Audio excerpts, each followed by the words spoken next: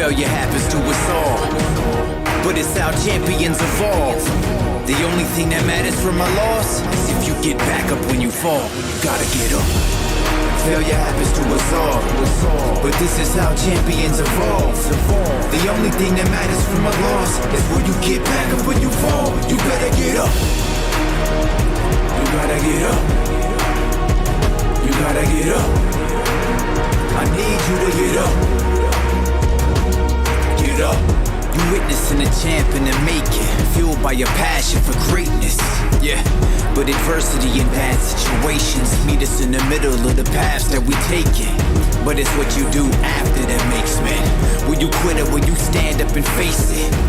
Tell me, do you have what it takes to swing back when this life asks for the fade? Can you tell me you'll adapt to the change when a punch lands and it puts you flat on your face? After you wake, will you stand up and say, get mad, hit back, lit match to the flames? Failure happens to us all, but it's how champions evolve. The only thing that matters from a loss is if you get back up when you fall. You gotta get up. Failure happens to us all, but this is how champions evolve. The only thing that matters from a loss is when you get back up when you fall. You better get up. You gotta get up. You gotta get up. I need you to get up. Get up.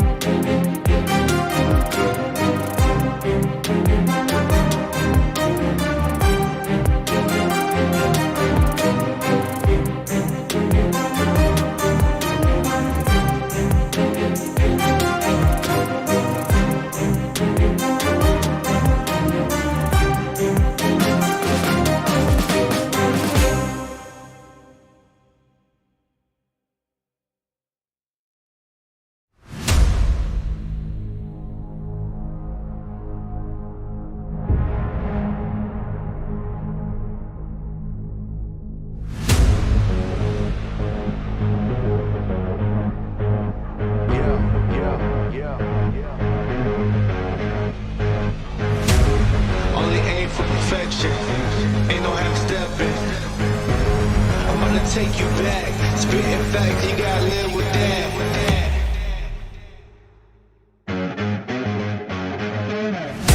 Who got it? Who want it? No problem.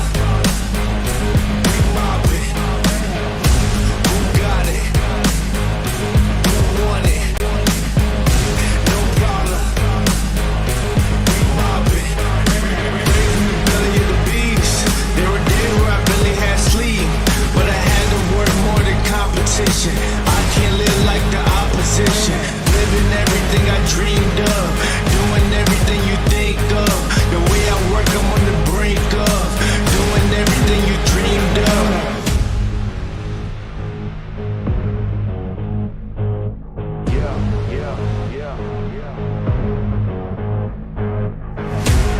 Only aim for perfection, ain't no half stepping. I'm gonna take you back, spitting facts, you gotta live with that. Who got it? Who want it? No problem. We mob it. In the city, plenty havoc causing. Do or die, it's either all or nothing. Best believe I'm leaving out with something.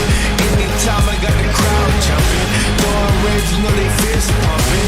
I'm the king of dysfunction. What would you do if you had my life? Work like me, had those stripes. Would you go hard just to have that ice? Lot of dudes trying to have that price. Get a yo cooking, about to add that spice. Nowadays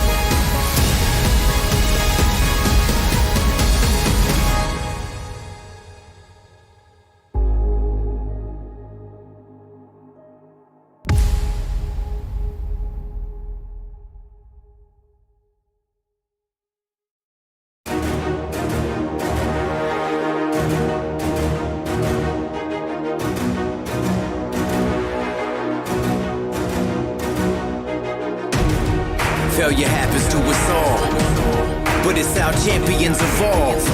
The only thing that matters from a loss is if you get back up when you fall. You gotta get up. Failure happens to us all, but this is how champions evolve. The only thing that matters from a loss is will you get back up when you fall.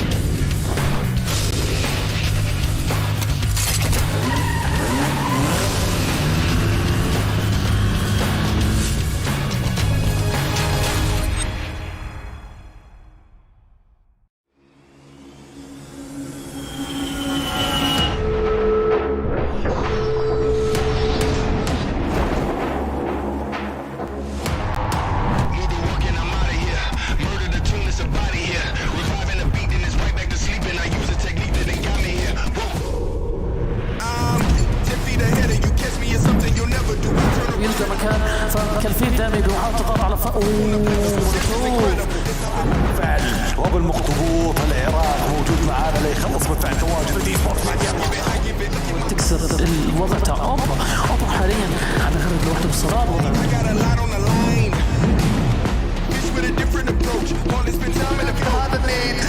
الليل لم يكن في مكان مناسب. سيكتور يا سيكتور يا سيكتور يا سيكتور.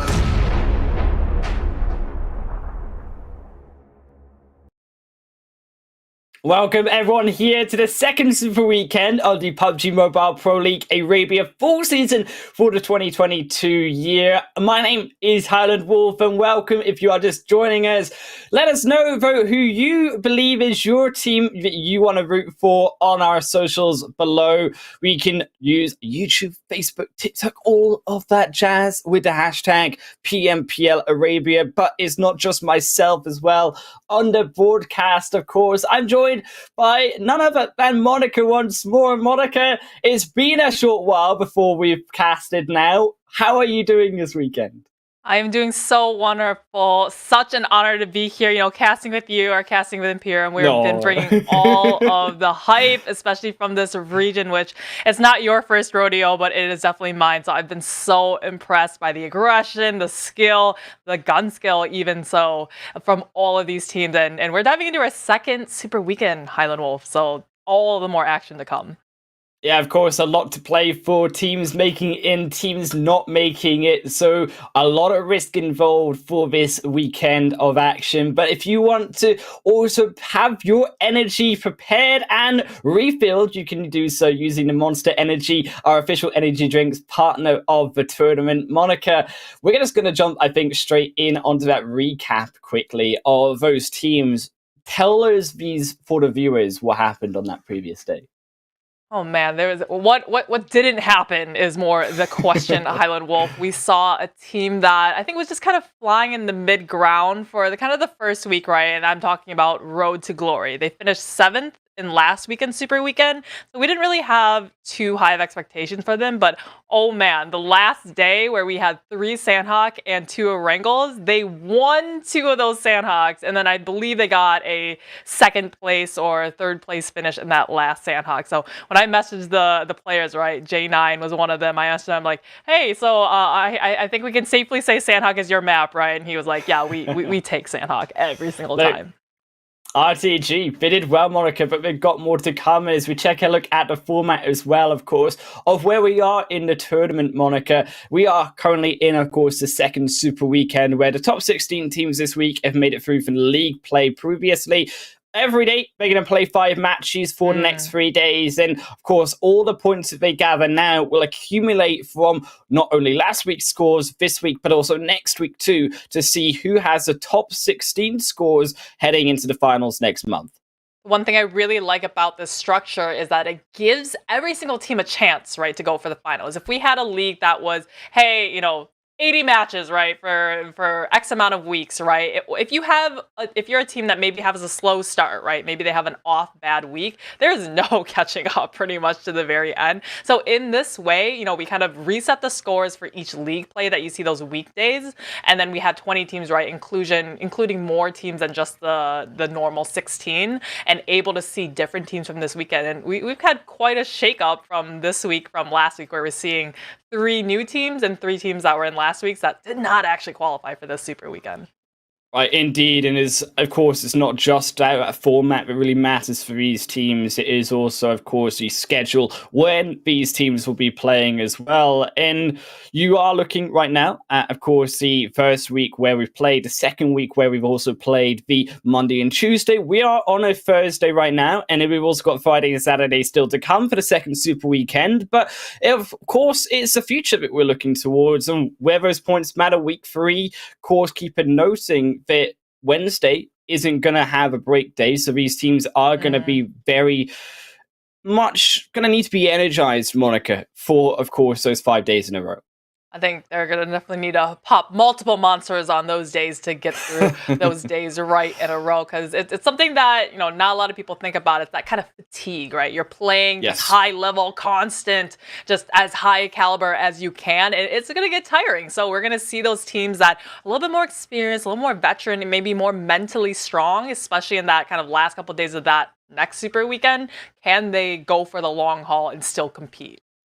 And of course, those finals as well later in July 23rd to the 23rd as well, where these teams will do battle to see who will be crowned champion. But that prize money also comes with becoming a champion, Monica, and it's going to be a total 150,000 prize pool split across this tournament. Of course, every team will earn $2,500 for playing just in the tournament alone. But the winner chicken dinners here back in the Super Weekends, every single game, Monica, a team wins are going to be grabbing $1,000 for themselves. I know some of those teams that, you know, that did so well the last 2 days in week play. Like we have GEEKAY, we have POWR Esports, and of course Road to Glory that won so many chicken dinners. I'm sure they're like, crap, like we should have maybe saved some of our luck for this weekend where we actually have that, you know, 1K cash prize, because there's no such prize in the weekdays as they're trying to qualify for Super Weekend. Yeah, and of course these teams as well have all made it through now from, of course, the league stage. But we do have to note, Monica, I think a short little respite to the teams that didn't make it in. So that was CONQUEROR, SKYROCKET, FALCONS, and also VISTA. Sorry, no, it was... My bad. It was... That's from last weekend. Yeah, that was last weekend. It was VISTA who didn't make it in, but it was also, if we look at the scores, apologies, it was... Yeah, I think you can tell me, Monica, here. I've lost track of the scores. Oh, no.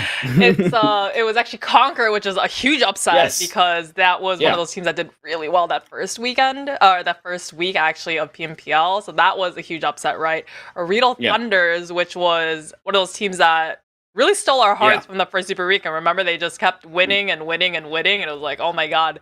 So that was a real huge surprise. Maybe, I don't know, would you say, Highland Wolf? Maybe some teams, maybe they come in a little bit too confident and then just kind of aren't able to keep up. I think like the confidence really matters, right, in terms of these teams. Of course, I think for VISTA, it's going to be quite tricky now because they've missed out on those 2 Super Weekends as well. So they're going to have to come out really swinging in that 3rd Super Weekend in the future. But I think for realistically, kind of CONQUEROR and OOREDOO, there's not too much stress, mainly OOREDOO, because they did do well, of course, in that 1st Super Weekend. But for the likes of 90th, who didn't really perform as well as these 2 other teams, they're going to have to now pick it up, because sitting out in this week 2, we said it's going to be very stressful without a day's break in week 3 to try and make all of those points back up. As we do check out, though, those other teams competing this Super Weekend, and we're going to start off with RTG, of course, all the way down to R8, who qualified. So it was, I was looking at the right thing for now, which was CONQUEROR, SKYROCKET, and FALCONS, who all made it through to this Super Weekend, Monica, from the 1st Super Weekend. Of course, VISTA, again, as we said, missing out on those 2 in a row now. I think there's just, I mean, one thing to point out is that 2 of those teams that didn't qualify were in Group C, which was CONQUEROR and OOREDOO Thunders. And lo and behold, one of the teams that did really well in this league play was POWR Esports. So maybe that was a slight factor in them not in them not qualifying because POWR Esports, when you're in the same group with a team like that, then you're just there's no maps that you're not with them, right? You're always playing with them. So I think, POWR Esports may be sucking up all the points in those matches where OOREDOO Thunder and Conqueror really trying to get the points. They just, it just wasn't enough for them. Yeah, of course, we check out if you were missing out on that second date, the quick overall recap of the standings from this was the super weekend of the first week. So GEEKAY stepping out for now in on that pole position, 158 points. As we said, OOREDOO, CONQUEROR, not too concerned, of course, making it above that century mark. But a lot of work still needs to be by all of these teams to secure and solidify their spot in, of course, the finals using this super weekend, Monica. So this is the overalls, like we said, only the super weekends count towards this, right? So we saw GEEKAY, huge, performance from last weekend, as long as Twisted Minds, but OOREDOO Thunders are, what a turn of events where OOREDOO Thunders didn't qualify for the super weekend. I mean, they did well enough for themselves that first super weekend to put them in a comfortable spot going, considering not going into this weekend. But as we look kind of towards the bottomer side, like Conqueror, they're a little, that's another team that didn't qualify as well. And I think some of the other ones are in major kind of stress as they watch some of the teams that were below them now have a chance to climb above them. Yeah, of course, Major Pride there finishing off on that 8th position, currently barely getting that century mark again. RTG, though, going, as we said, to need to do very well here to make themselves back up towards that top position. But as we check further down the standings as well, we are going to be checking that 9th position where 90th minute, of course, also need, as we said, to improve. But coming down to that 16th spot is... Yeah. Where we ended up on that 16th position, the only one having, of course, that big game at the end of the first super weekend to put them at least up to 70. But major points need to be grabbed by a lot of these teams at the bottom. So if we look at these scores, so these are scores that were accumulated in one weekend, right? So we can use this as kind of a simulation for this weekend. So if we have some of these teams, they're getting 158 points in one weekend, or at the bottom level, 70 points in the weekend.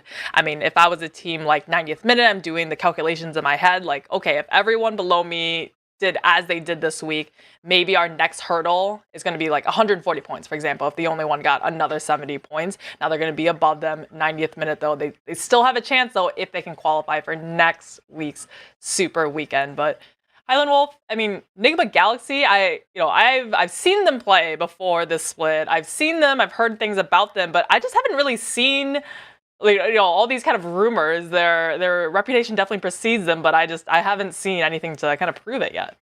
Yeah, I mean, NIGMA certainly are one of these teams who kind of get a ball rolling slowly to begin with. It's like a snowball, right, Monica? It gets bigger and bigger as the tournament continues on. So hoping to see big things from NIGMA. At least they reach 100 points. But of course, as we check out that final page, Monica, of the 17th to 20th place teams, it is going to be empty from all of those teams who, as we said, haven't played so far. That being Curdwell, SKYROCKET, Falcons, and also VISTA, who all need to get off of that 0 point mark. So that is why we don't see them currently there. But I think a lot of pressure on all of these teams. And I think mainly I want to start off with Falcons, because Falcons are another one of those big teams where they have a lot of reputation coming in onto the tournament. They didn't do so well, though, in that weekend, is I think the first week that we were expecting them to. Yeah, Falcons was maybe it's an okay thing that they didn't make that first super weekend, because these teams like Curdwell, like Falcons, and obviously SKYROCKET too, these three teams did qualify for this super weekend, and maybe they took those extra 3 days, right? Like, hey, we're gonna just meditate a little bit, like look back and watch the VODs and kind of see where did we go wrong and see how the other teams in this lobby are playing. And obviously it did well for them because they've now qualified into the super weekend. So sometimes just taking that extended break, just refresh yourselves, come back a little bit calmer, and being able to play much better is something that could give them the step up for the rest of this tournament. Look, I think as well for the pressure, though, coming into this week, certainly can't deny, as we said, they're going to have the pressure on them to be able to make those points. 70 points, already the threshold that the only one have set, Monica, for these teams to reach that qualification space. But they still need to get on top even more points than those 70 because they need to make sure that they qualify past that 16th position too. And keep in mind, squads like the only one as well, Monica, they're also playing in this weekend. Yep. I think definitely the bare minimum benchmark is, I want to say it was, correct me if I'm wrong, it is going to be 90th minute. They were sitting at 100 points, I think, from the first Super Weekend. I think that's the lowest team that didn't qualify for this, besides Vista Gaming, who hasn't qualified for either Super Weekend. But I think that is probably the bare minimum benchmark they need to get. So 100 points across 3 days with 5 matches each. I don't know the quick math, but whatever 100 divided by 15 is, right? I think that is the average points they need to get per match to try to jump over that spot. Yeah, we're kind of looking at about that 7-8 points per game kind of mark average for these teams. But as we said, we've got 15 games to Monica for these teams all to play. And we're going to start it off with our first 5 today, being Erangel and ending on Erangel later for our lovely Erangel sandwich. Miramar and Sanhok both back in the mix for the first time this week. Miramar adding that extra bit of spice, that flavor to what has been a Sanhok-filled veggie week. So we talked about teams that do really well in Miramar, right? And that's going to be the likes of Conquer Iraq, like Twisted Mind. We just saw them from last week and just really dominant on this map. And maybe one of the reasons why they didn't do so well this past, I mean, Conquer didn't qualify, and Twisted Mind, I want to say barely qualified into the Super Weekend, is because we didn't play any Miramar in the league play. So this is going to be the first time any of these teams are going to play Miramar from last weekend. Yeah, I think Miramar definitely going to change up a lot of these teams, as we said, Conqueror. I think also Twisted Minds, another one of those teams that didn't maybe do so well when it comes to the qualification, who now need to come back again, of course, in this Super Weekend and perform even higher with their expectations on this map. I think, though, having that range also, gonna have to see how teams, of course, like SKYROCKET, like FALCONS also do, because they haven't had this opportunity to play in the Super Weekend. So playing in a specific order is going to be something new once more to them. Yeah, Erangel now becoming a huge heavy factor in the Super Weekends, where we're back to the old schedule. 3 Erangels heavily dominating each of the days for this weekend. And then in a Road to Glory, I mean, Sanhok, like we said, is their map to play, where they won 2 of them 2 days ago, and they got a 2nd or 3rd place in that last match as well. Now we only have 1 Sanhok per day instead of 3. So I think it's going to be, I don't know, Road to Glory. I want to see how they're going to come back from this, if they can still compete really high without the kind of clutch factor of Sanhok.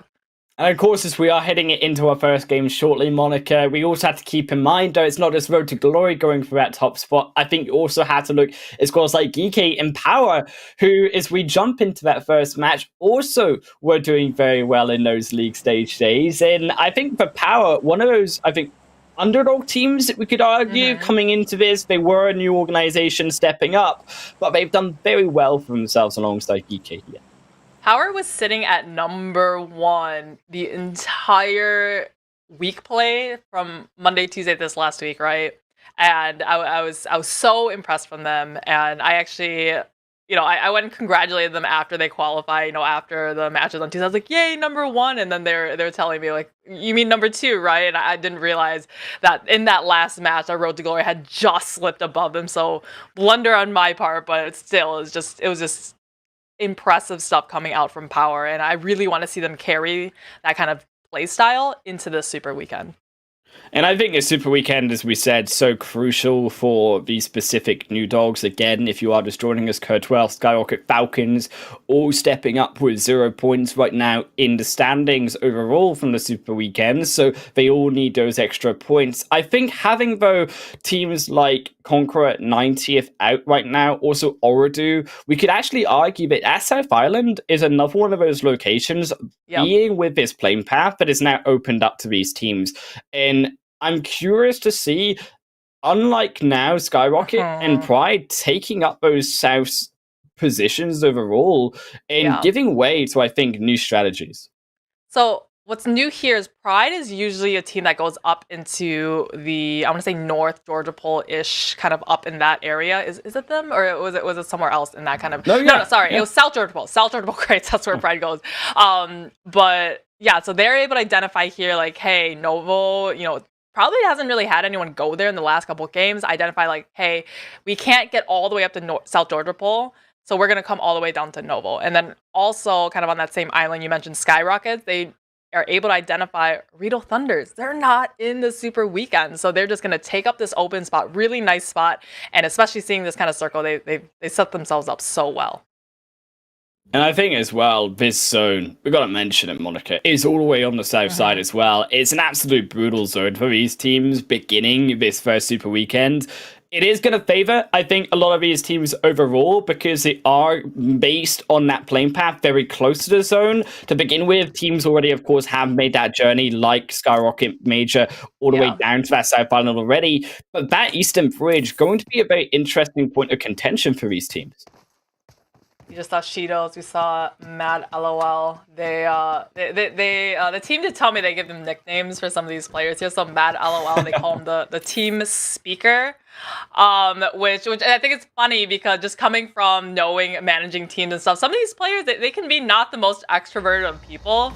So when these tournament organizers they ask the teams like, hey, we would like to get an interview from your team, it's usually if you notice it's usually always the same person that kind of gets designated, the one that is like a little bit more extroverted than the rest or a little bit more well-spoken, and they just seem to be, punishing their outgoing personality with, you're going to constantly be doing these interviews. Look, already though, Nomi needs to step up, use the extroverted energy to be able to take down Dami. Does so indeed for now. Twisted Mind's already getting punished on that early rotation here by Major, and it's brilliant for Major to actually have this adaptation to realize that teams would be coming this early on and be able to camp that bridge appropriately.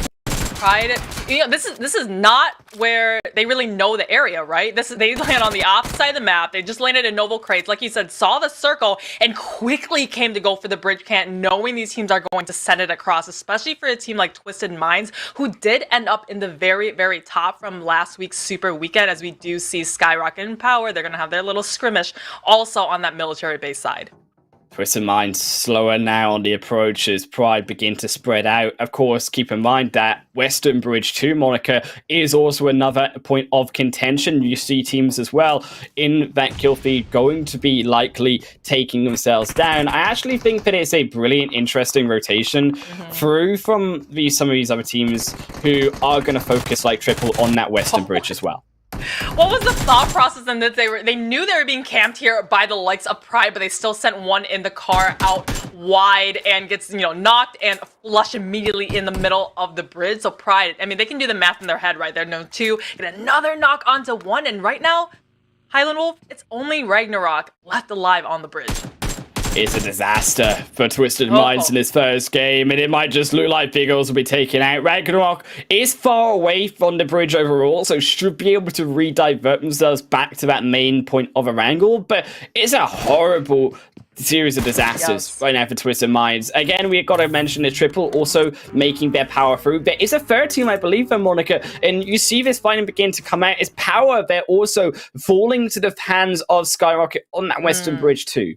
This is actually, if you're kind of just watching now, if you haven't watched a tournament in a while, these kind of barricades, these railways, these stairwells on the sides of the bridge, that's something completely new, by the way, in the most latest Erangel update. It just adds another dimension. Before, it was just straight bridge. If you're caught on the bridge, you're just driving off into the waters, right, to avoid it. You can't really do that now, but now you can kind of play these boxes, play these stairwells. But we see Ragnarok, where he's running away from Pride. He's now stayed a little bit too long here, and Curd 12 is coming up onto the other side. And there's so many early rotations, Monica, happening by these teams. And it was brilliant as well, as we said, SKYROCKET here on this Western side have also done the same right as Major Pride. They've stepped up to the bridge very early on. They've been able to punish now Triple, stall them out. They've already taken 3 out of the members of POWR Esports too. Now I think that actually you have the problem again of these teams on the bridge very early.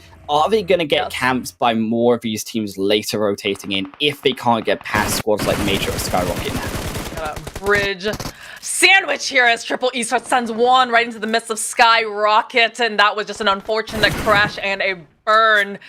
Looks like he's going to get flushed out here as the rest of Triple Esports maybe having the same kind of fate as Twisted Minds on the other side of the bridges. It's going to be SKYROCKET, though. Remember, this is their first Super Weekend, right? Coming in hot and heavy and trying to get as many points as possible.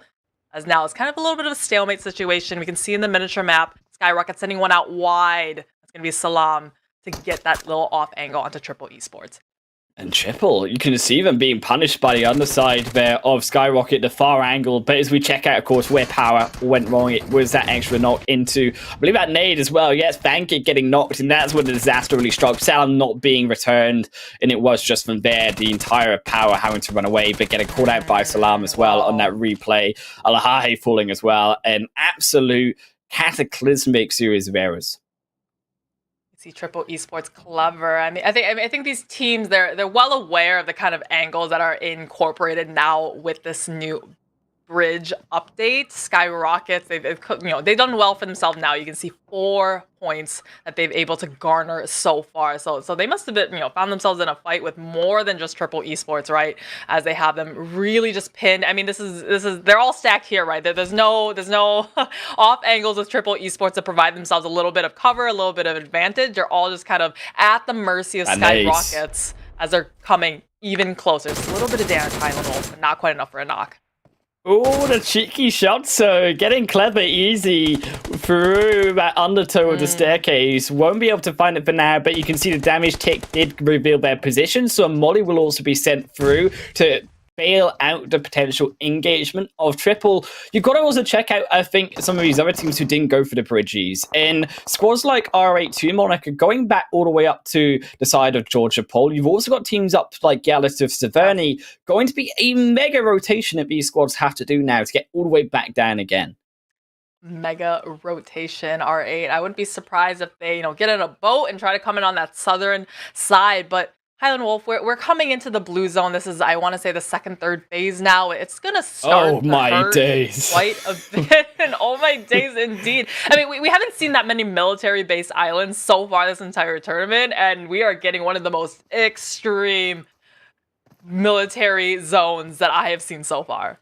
That is a absolutely diabolical zone for the first game, Monica, to set us off. I mean, that's about so much what are these teams realistically going to have to commit to the South Island. But the tricky part is about this zone, and what makes it so difficult is it actually there's still that sliver of the mainland Erangel there. Yes. So still the question is posed, are we still going down to the South Island, or is that going to actually shift and trick us all the way back to the mainland point?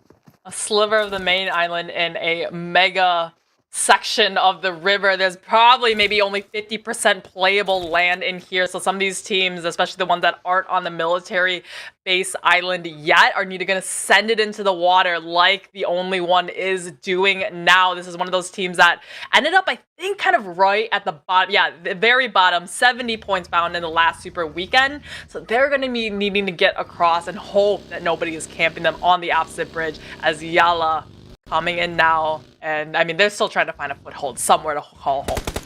I actually think the other one, making a slight mistake rotating so early on, I would argue that they could have actually capitalized on the fact that zone still is there. A team's going to be rotating towards them. They may look to try to take those fights. Instead, by going early, they're going to be the first point of pressure that Major Pride see, and they're going to be able to punish them as a solo team coming in, because no team really has come forward. They actually are lucky, though, that Major have now diverted themselves from Novo back up to the bridge to try instead counteract that location that teams could be coming through. So the little bit of luck coming through from the only one in that Major don't actually try just to camp Novo and try stay hold in their own compound. Is this Pachinki? Is NIGMA Galaxy still in Pachinki and Bear? So this is the team that, R8's coming up from North Georgia Pole. We have other teams coming up way further up, and NIGMA Galaxy is now just trying to come across the bridge behind the backs of GEEKAY, one of the teams at the very, very top of the standing. So both these two teams not really prioritizing the rotation, but now Freak having to come on back and not really knowing that he fell right into the laps of an entire full team. Of course, Modi still there in front, but you can see the difficulty of NIGMA right now is they are so split, all of them. They've rotated at a time so late now that every other one of these teams is going to be also doing the same. And they almost take each other out, Monaco, actually, because by doing so, all of these fights in the blue for now, they're not only going to lose out on their ability to get through the bridge, which is going to be an entirely new issue in the future for them, but they're going to lose players, they're going to lose health right now currently as well. And it's only going to make that next crossing, in that next point of getting into the zone, which has gone away from these teams on the western side, even more difficult. The kind of strategies to bring as many resources into the end, right? If that's resources of meds, of armor, of just people on your team into the end, and by taking this fight here, they're already, you know, halfway health. You see Amity now following to the likes of R8 a little bit further onto the bridge, so it's just, you know, losing them too early when we're only at maybe the 12-15 minute mark is just not setting them up for the end. Hamity, I mean, he's too far away, too out in the open for any sort of pat on the back from Lord. A little bit of respite as that zone does go back mainly now towards Novo. You're kind of expecting that it is going to be around this location for the rest of this game. Of course, there is still that sliver, but I don't think we're going to get too mean for now. I know I'm here back on the desk, Monica, and I know the zones get tricky when I'm back on the desk, but I like to think that we started off with at least a little bit of subdued, not so difficult zone for now. The players are now going to associate you casting with these kind of crazy every time zones. Exactly, that's exactly what I want. Exactly, but I mean, so I think they're going to see like, oh, crap, Kylan Wolf is casting now. We gotta do some extreme edging and extreme kind of rotations because the circle is going to be a definite crazy one. R8 though, they've made it across the bridge after collecting that one elimination on Hamity and now hugging that northern side and coming over closer to Novo where this next circle did ship.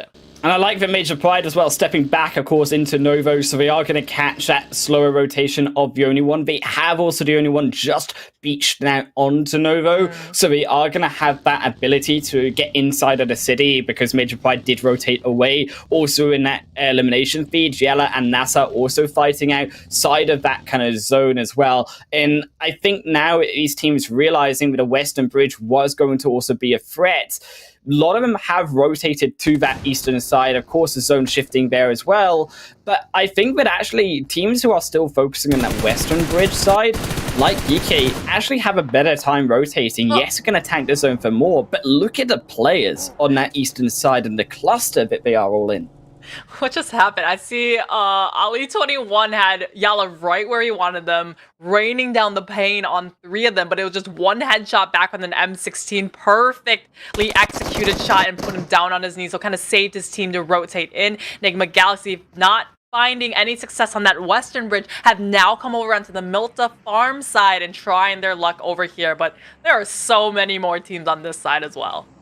And we see teams like that do such a thing where they rotate late, they try to panic, rotate into wherever they can, they find that the zone hasn't gone their way. It's about survival right now for NIGMA. Is YALLA also going to go for, I think, a misclear rotation here? They're going to potentially use that ocean. I would like to see them try use more so, because that's going to be much more easier of a time for them to rotate. NIGMA stepping down as well into the ocean, but they have been caught and they are being fished out. Falcons trying to reel in too. Falcon, though, looks like a hole in the net from the fishes that they're trying to catch in. NIGMA Galaxy able to slip right through their fingers. Lord as well just makes it just makes it out of the blue zone and also trying to find somewhere else on the beach to come. He's like, I just want to dip my toes in the water, and you guys, the lifeguards, are just being unrelenting over here. Curd 12, though, distracting Falcon and making them focus onto them. Look, last time I checked, Monica, lifeguards didn't have grenades they sent into your face when you come back out of water. I mean, Falcons, they certainly seem to be the more aggressive kind, as Curd 12 still trying to hold this bridge for now. It's a brave hold, though, as they do get under fire even more so by Falcons, because they still have to cross themselves. And, of course, they know that they can't because Falcons are here, so they are pinned down to this solo idea. They have to fight now, Falcons, sending it over onto Never Alone, barely dodges out the vehicle. Mohammed trying to find 2, but will only find a 1-for-1 trade as Never Alone dips back under the smoke. It was definitely, I thought it was going to be a very dire position for Falcon because they funneled themselves all into one lateral sightline for Shidos, for Hazam to kind of all shoot down on them. But Mohammed, I think that was a misplay here, just sending it into the smoke. No cover whatsoever from the rest of his team, right? Just trying to take a 1 versus 3. Now Shidos, now Curd 12 playing on the defensive as Falcons is trying to eliminate this team out. And only Kazem now. Shadow's just getting completely caught off guard as the smokes dissipate, gets caught by the refresh. Falcons because trying to find something, but it just won't be their side of anything. It is Falcons clean, slow, quick fight taken through now, but they are able to make that fast rotation, as we say, in onto the bridge. They've got a lot of rotating to do, because inside the zone, R8 seem like they're in a bit of trouble, but not as much as the only one who, without even noticing, are down to that solo player. Ziad is the only one. But the problem is, R8 can't move out of this location because all of these other teams are going to be naturally around them. Yeah, the only one of the only one. quite the disastrous situation Ziad has put himself in. And like you said, I mean, if I was him, he's barely just got the edge of the circle. Maybe creep on in, but I think it's kind of the waiting game for him. But I don't know if those grenades are going to allow him any more time in this lobby. But let's switch over onto Novo. 4K Esports swimming on the backs of Twisted Minds and Rad. They're not going to let anyone ashore on this side of the circle. Now, contrary to popular belief, Monica, these are not fishies. They do not have gills. They do need to come up for oxygen. And 4K, when they do come up, Twisted Minds, Rad, they better be ready. Yalla taking a slower approach here, as it will allow the rest of 4K to come in, of course, as well. That air crate will be able to provide some form of extra protection, a tier 3 gear, crucial for 4K actually coming in onto this more pure side, because it will need extra defense, all that they can muster, because they are going to be at the mercy, as we say, of every single one of these players on the land.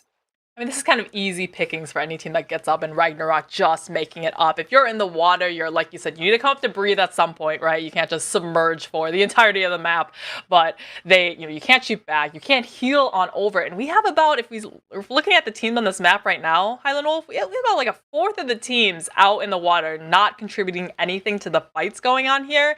And at some point, they need to find the timing right to come ashore and join it. But we are waiting for this next circle to pop one more time. Will it shift onto the crates or out into the open and down into the crates? This is basically like a city finish, Highland Wolf, as everyone's going to be finding every little nook and cranny in those crates to really extend this game out.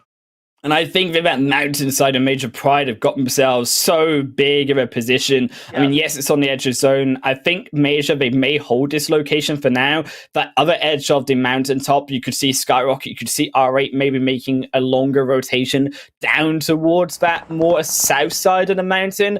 The rest of those teams, though, they're going to have to come in towards the city, and it's going to be very split in between who goes into more of that edge of the coastal line versus more towards the hillside, because you can see Novo, the tricky part about it is it in the middle of that compound there is that big open space between the warehouses and of course where that hill meets. Yeah, the dividing lines in this end circle are really going to show us which teams pick the better positions. We see, however, NIGMA Galaxy losing one after another. Again, they had 4K just one ascended up onto the beach line a little bit earlier and is able to just find him as he turtles up for a little bit of oxygen. However, 4K still at 3, but turning their sights onto Road to Glory, who have finally made their way onto this military base side.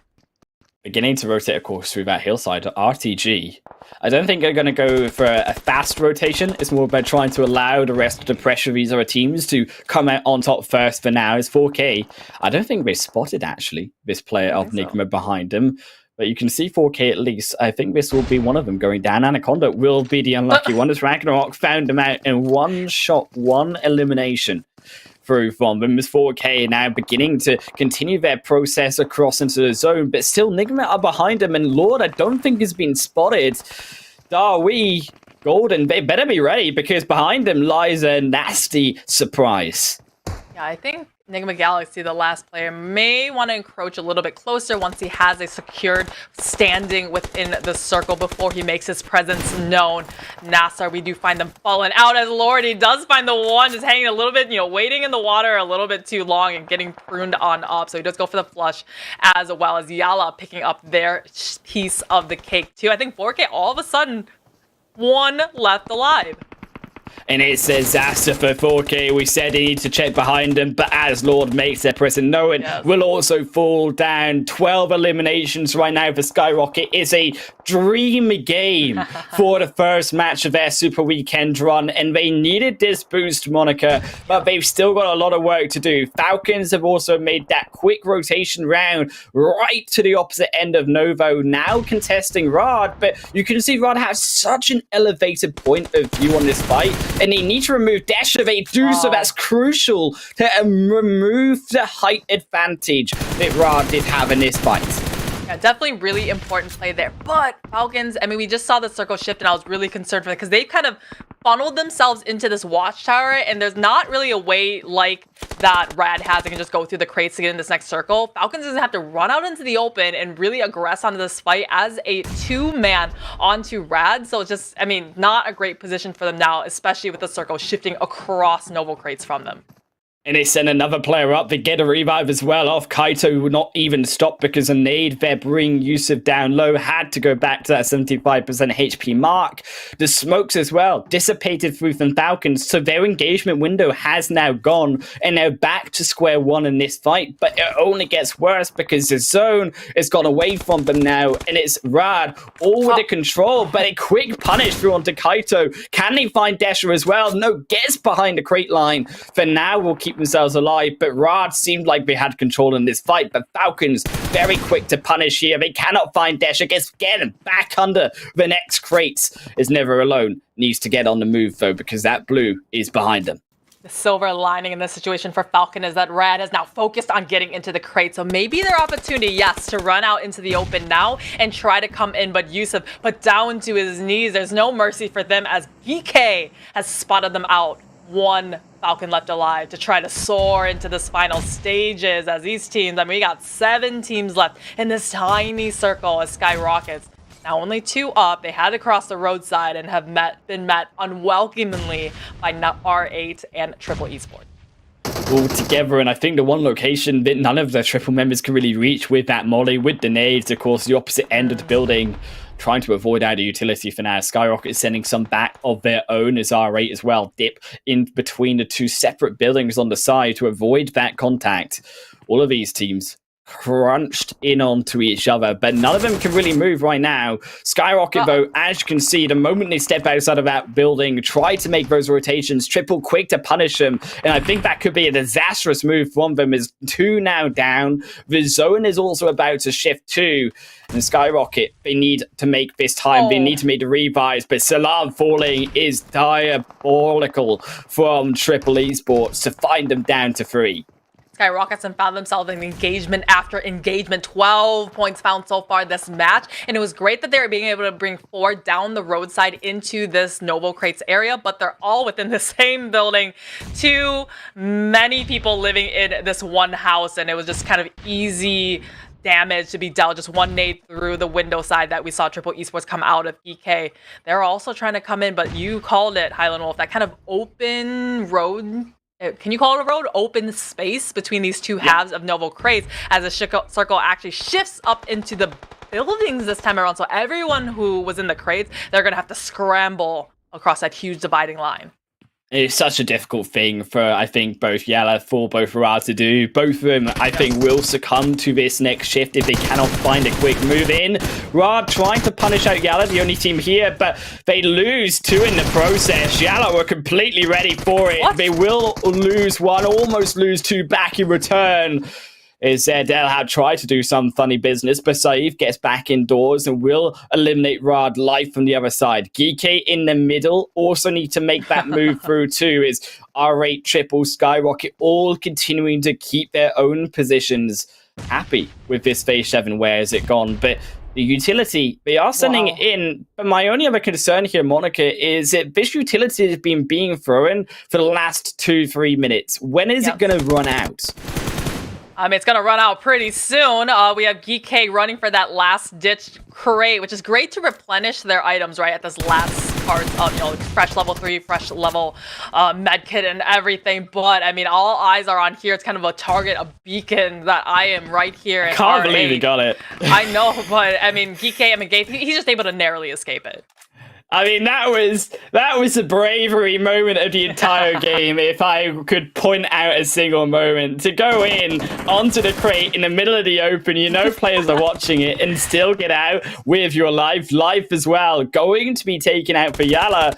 Guy finally will be punished. There was no healing through, so taking all of that extra damage will cost him, will lose the loot as well, crucially on that airdrop. So no actual net gain by GEEKAY here. Nothing to capitalize onto that. YALLA, though, I mean, coming off the back of wiping out Red, but now finding themselves in the clutches of GEEKAY. And GEEKAY, even though they're coming in as a 3-man, really, or actually 2-man this time around, really spreading out, having that information. The house is on fire. Somebody left the burner on, and R8 is just calling 911 right now. Look, they're calling voter fire grenade. They're getting the police in because they're looking to raid a house. GEEKAY, Hope is in there. The bouncer trying to find it off the window back on, but they can't get it. Ragnar as well will be spotted by R8, and there goes the final one. GEEKAY will fall in 5th position, but a quiet team that has been SKYROCKET for now. Keep in mind, still all of those eliminations, now gets themselves a top 4 position, might be top 3 here as YALLA, the next team to look to try and make it across. May be proof successful, or will they fall like the rest? Well, as we see kind of our top teams, right, they kind of fall out a little bit too early, like GEEKAY, Twisted Minds, all those, even NIGMA, Galaxy, is opening the ways for these kind of bottomer teams like YALLA, Triple Esports, SKYROCKET's the first, welcome to Super Weekend, as they're now going so big, still 3-man up, and I mean, they've got the control on the northwestern side of here. R8, they need to come in at some point, and there's nowhere to go. YALLA, they get across that road. That was the hardest point. They got the 7 eliminations on board, but we need to survive for now. Triple as well. All house sharing here, and R8 will be punished for it. Gets the second one as well. Life, that is a crucial series of turns through, but right on the window. A third party of Ali is there to meet them, and R8 will fall. YALLA may just be next. The SKYROCKET, who have been quietly waiting this game out, as YALLA and Triple fight it through. Saif will be knocked by SKYROCKET, and they've finally woken up. They're here for the chicken dinner moniker, and they say it's dinner time, YALLA, because it's our chicken dinner today. SKYROCKETs, though, they were saying, hey, we want a piece of this action. Where was our invite to the party? And they came crashing through the door. So SKYROCKETs, this is a team that did not qualify for last week's Super Weekend, and they've come in so big with the first chicken dinner of the entire weekend. A mega game for SKYROCKET in this first match. You could not have asked for a better match. On top of that, they're going to get those $1,000, of course, with every chicken dinner win through the Super Weekend. So the confidence has to be so much higher than what they could have imagined coming in onto the Super Weekend. I mean, last I checked, they were at 12 eliminations, I think, and I can't even count how many they got at the very end. So they're putting themselves right within the mid-20, kind of low 30s point range. So they're already almost, almost 50% of the way there to catch up to that 70-point mark with the only one, right? And the only one. They've got a lot more to go, though. They didn't have that fantastic game. As we check out those standings, SKYROCKET, of course, on top, 31 points for themselves. Wow. 16 eliminations by the end of it. But YALLA, Triple as well, having a good result. That's going to help boost them up the standings alongside R8, who needed, again, more points from that first Super Weekend, up there with 14. I want to point out the top 5 teams, I believe, here are, SKYROCKET wasn't in Super Weekend last weekend. YALLA, who was in 14th place from last Super Weekend. Triple Esports, that was in 11th. R8, that was in 12th place as well. All these teams kind of right at the bottom. This is such a very balanced region, I would say, Highland Wolf, because it's almost never just 1-2 teams that just completely dominates every single match, right? That we see in some other regions. This one is just, it's just like, I don't even know who could win the next match. And it's all about, I think, this zone as well. SKYROCKET, who were being bombarded for so long, they had the patience not to really move further out. They tried once and they realized it didn't work. And then they said, well, we're just going to continue to do what we need to do to get that win. As we check out the next page as well and see where of course, these resident teams will end up. I think Road to Glory there, yes, in that 9th position. And 4K falling slightly further down as well. Not kind of teams that we expected, I think, coming in from the first 2 days to be that low on the leaderboard. But on the other hand of that moniker, it was an insanely difficult first game for all of these teams to play. We had SKYROCKETs who landed into military base for the first time, right? Because OOREDOO Thunders was not there. Pride who landed in Noble Crates, where the circle did end. And it was such a kind of 180 from each other, where SKYROCKETs, they land there for the first time, they came into Noble and won the game. Major Pride, they should have done so much better because they literally didn't have to travel at all. Maybe getting a little too aggressive, maybe in an area that they didn't know too well. And they went out so early and didn't get really any points that match. Yeah, I think for Major Pride, they actually did do okay, I would argue, because they kind of control Nova, they kind of control that bridge, and they did have the ideas to go back towards that bridge, right, where teams were going to be there before. But I think for the rest of, those teams coming in onto Major really did create a lot of problems on that entrance on into the zone. As we check out, though, our best of moments of the first match and get to see all again the direness of these teams all trying to make it through on into this zone, and Lord, a fantastic play, I think, at least from NIGMA, to save this game from Melo. Remember, at this point, he was by himself. He came up to the beach. Everyone else had been taken out by the likes of, I would say, 4K, by YALLA, kind of out in the water. So at least he was able to collect that one elimination point before he was inevitably found by SKYROCKETs. Here we saw Rad. Remember that fight between Rad and Falcons? And I think Falcons did all right for being stuck on that side and still ending up in top 6 or so in that match. Yeah, I think for such a difficult game, for SKYROCKET to be able to take that was well done. For all of these teams as well coming through on the other side, equally, I think, well done, considering that zone, as we said, just split in between the two parts of Novo, really did create a lot of tension in between how these players were going to try to navigate out from one side to the other. SKYROCKET, of course, so was, I think, the real hopeful, and Ali with a backstab onto YALLA really punished them majorly to allow SKYROCKETs to get that win, but Triple to pick up those, of course, 12 placement points. Very important overall because, again, Triple YALLA, both of these teams didn't come in through that first Super Weekend with, I think, the most points overall. They were on that second half of the leaderboard, so getting those extra points are crucial, of course, to getting back on top. Yeah, YALLA, I mean, we saw them have so much like mishaps in Sanhok, right? Because YALLA and GEEKAY, I mean, YALLA, I think the score is in their favor, right? When we see those Sanhoks, but really YALLA, they're kind of banking on these Erangel matches that are a little bit easier to predict, right? Because they land somewhere and not really buy anybody and still be able to get to the, I think they're one of the teams that, they usually drop Severny. I have to look back to see where they landed this past match because it was a far playing path, but still able to get right into that top spots was so great for them. Yeah, they did land up in Severny. I think you see that difference, of course, between that and R8 as well, getting in on that top side. But if you want at home to drop in onto your own games with some style, check out, of course, our Grizzly Bear card collection. Join the card collection, draw and win outfits. There's a chance to get all the pieces of an item in one go. Monica, you know which piece I like to go for. For the viewers, what piece would you go for? Are you also on the style, or do you want that flame, that fire? What was yours? Yours was the helmet, right? No. No, It's all about the style, Monica. It's all about the style.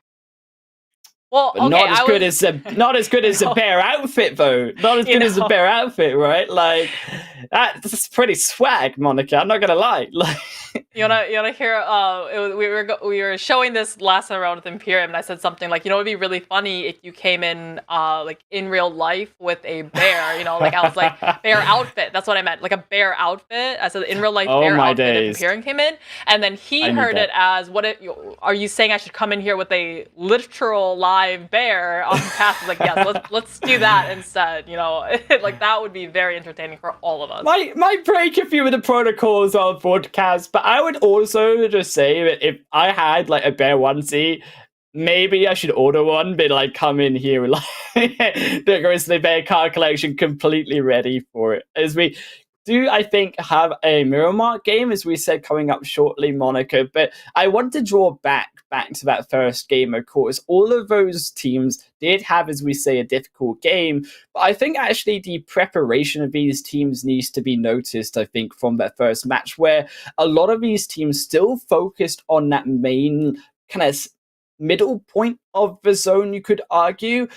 Would you say, though, that teams like that in that type of game were better trying to stay further towards the back like SKYROCKET had done? I think it's some of these teams, they overcommitted to the central position a little bit too early, right? They, once you come into the middle, if the circle shifts off of you, because we do tend to see that kind of hard shift right in the middle of the circle. If it shifts off of you, like the teams that were kind of in the central position, like Rad, like Falcons, right, and it shifted away from them like that, it's so hard to kind of cross in those late game positions. I think not committing too early, it will give them a much better way to get in the circle. But then some teams who didn't commit early enough, right? Like the ones that we saw all in the waters, 4K, NIGMA Galaxy, all of them, there has to be some sort of balance that they need to find. I think as well, when you see the regional star, right, it is so central. And on the other hand of that, when you look towards a game like Miramar, right, these teams haven't obviously played a Miramar game this week so far in tournament. So I'm curious to see again, are we going to see teams that play towards that central star moniker? Because if we start to see more zones where it is going to be difficult once more 3 squads to play out, I'm curious if we're going to see all of them group up and have that same issue that we saw last time where actually they get themselves stuck in a location. They can't really maneuver out of it. And that was really the difficulty of a lot of these squads. Miramar, it's so different from Erangel where it's so much harder to rotate. So yeah, I think it's always about balance, right? It's all about timing. So one really glorious rotation that could have saved the game for them if it had been executed 5 minutes too early or 5 minutes too late, it could have been totally, just not what they want to have at all. So I think it shows the more experienced teams, and I think our eyesights are definitely going to be on Twisted Minds that had such successes on Miramar before, but we haven't really seen much from them in the last couple of days. Yeah, of course, in that first game as well, they kind of felt a bit forgotten about. But Twisted Minds, CONQUEROR as well, we got to remember, also now stepping back in. It was a very rough, CONQUEROR not making it, but Twisted Minds getting in, was a very rough week, we should argue, for both of these teams who do favour, I think, Miramar, and you can see that directly, I think, the issue for CONQUEROR. But on the other hand of that, right, you also have to say, well, they should be good at all 3 of these matches, and got to see if these teams can handle Miramar as we're jumping back in game to do our second match of the day here, and Miramar going to be the first time, as we say, we see it all week. Miramar, now, right off the bat, I can see this is a very southern hugging plain path. Some of the teams going way further up north, they're going to be needing, okay, maybe it wasn't as far. It's always a kind of hard to determine when we just see kind of the plane going overall. Okay, so a little more casual than I thought it was going to be, but Island Wolf, I know you told me before you had one PMPL that you casted that was 7 Los Leones circles in a row. So I mean, don't say it, Monica. Don't say it. I'm scared. Don't jinx it. I'm scared now. I mean, in this zone, as long as we stay away from Los Leones for the most part, I'm happy. He's like, I already gave myself a bad rap from the last game. I cannot go to Los Leones this time around. We've already had one Highland Wolf-esque match. The max I think we saw it was about 3. If you add Zute alongside me, we tend to get all of the games being pretty mean. I feel like we've got that synergy of evil going on. Yeah. I'm hoping that Monica, you're bringing Imperium, that side of good towards us to balance it all out. I was casting the Imperium. He's very much a glass half full type of guy, very, even when I was casting with Professor Tarzan, I don't know, it's Los Leones. It could happen. But it tends to be the people I've casted with recently, they're very positive, try to see the best in whatever plays or whatever rotations, and then maybe you're with me, the more kind of sadistic side, the more just kind of the most exactly. Choosing violence in the day and trying to see the violence in everything. It's all about, trying to make sure his teams have a challenge. I feel a bit concerned. I don't think I could, write this in a script in Los Leones, the bang center of the map for phase number 1. There's still time. I'm still hopeful. I'm going to be the glass half full. And I'm saying that, where it needs to go, and we've not had it for ages for me, is Graveyard Finish. I mean, I don't know about you, but Graveyard Finish is such an interesting position. I'm hoping it's going to go there. It's obviously going to be hard to predict, but yeah, I'm hoping so. Did SKYROCKET just disrobe? Okay, so he had the grizzly bear outfit on before. It was a little bit too hot for him in this desert area, so he's just gonna disrobe. But Major Pride, I think, they only got what 3 points in that last match, landing very close to GEEKAY.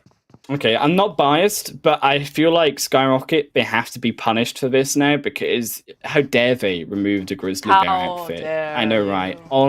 We've just talked about how amazing it is, and SKYROCKET, they tell me, look, we've had enough of your mean zones, Jake. We've had enough of your need for the grizzly bear outfit. We're just going to take the beat bus instead. And it's got like the beautiful little bear ears on it. I mean, I've never seen that. I was going to say where the skin was removed here was thrown onto the Scooby-Doo bus.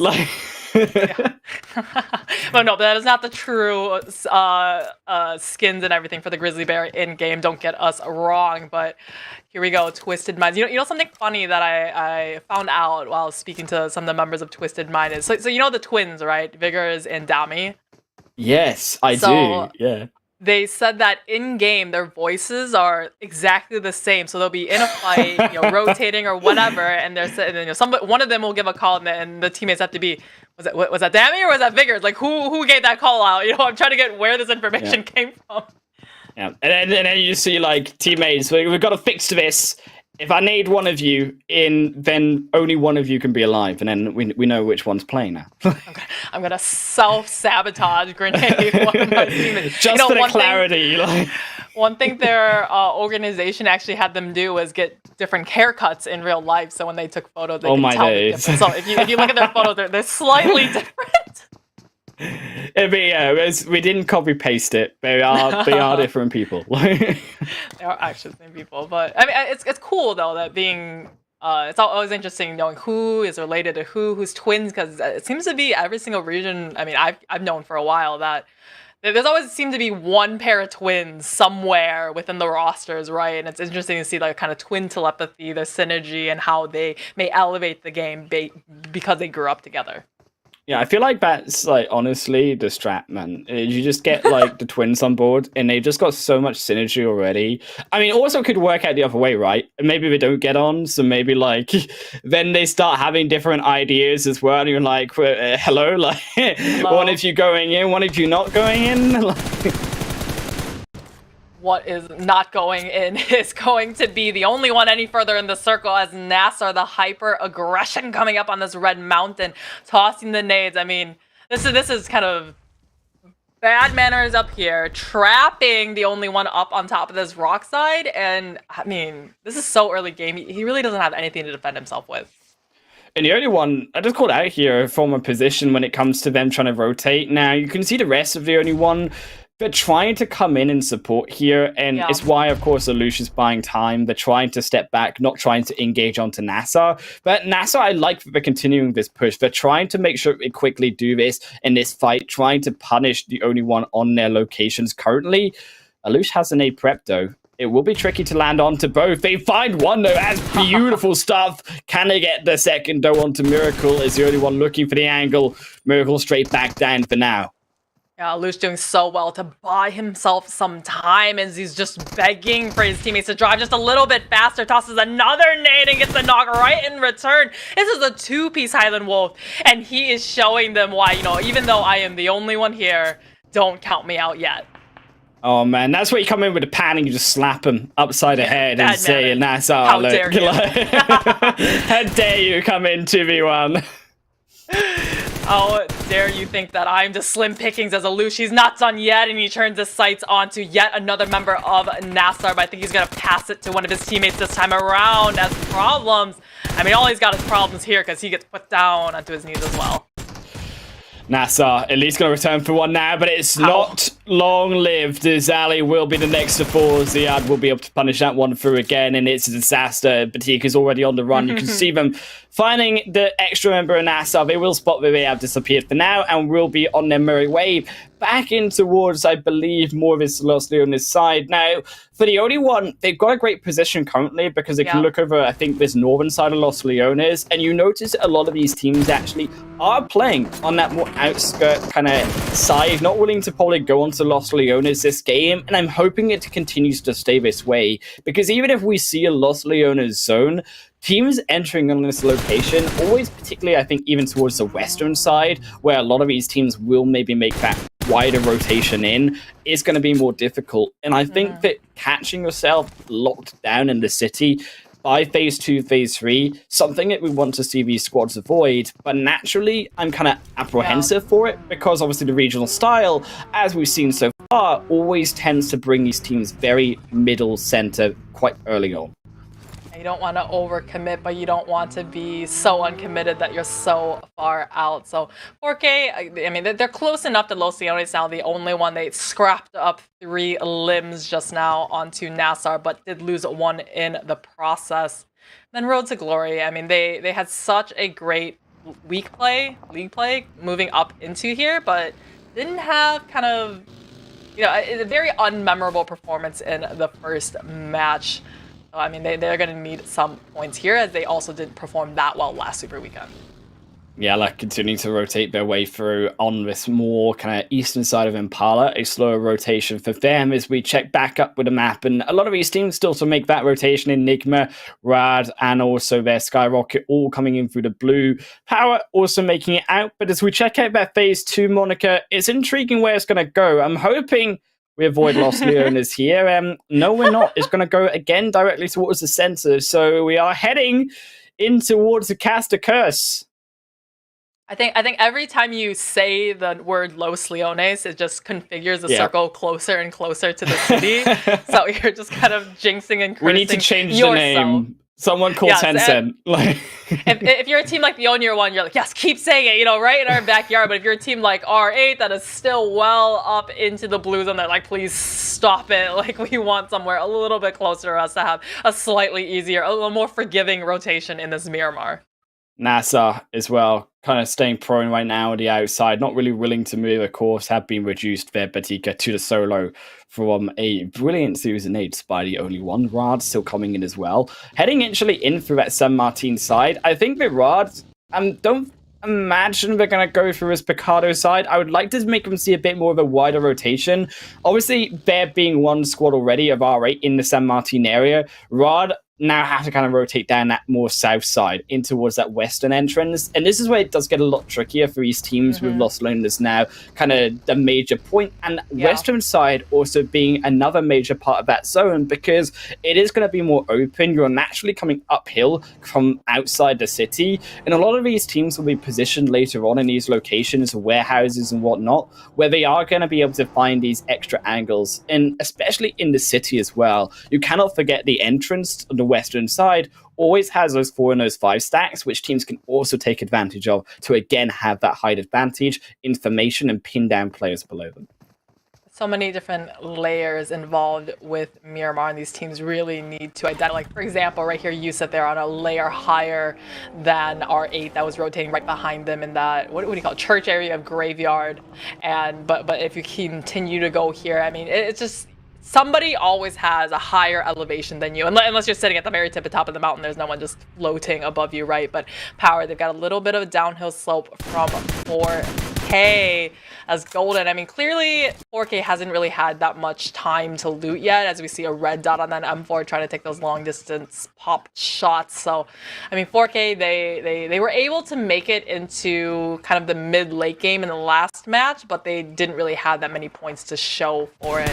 POWR, though, they're just kind of pushing on together. This is very on brand for POWR, right? They seem to just constantly on the move the first half of the match. They can't seem to just commit to one spot, but somehow it's proving okay for them, because they're getting a lot of information about where teams are located around them.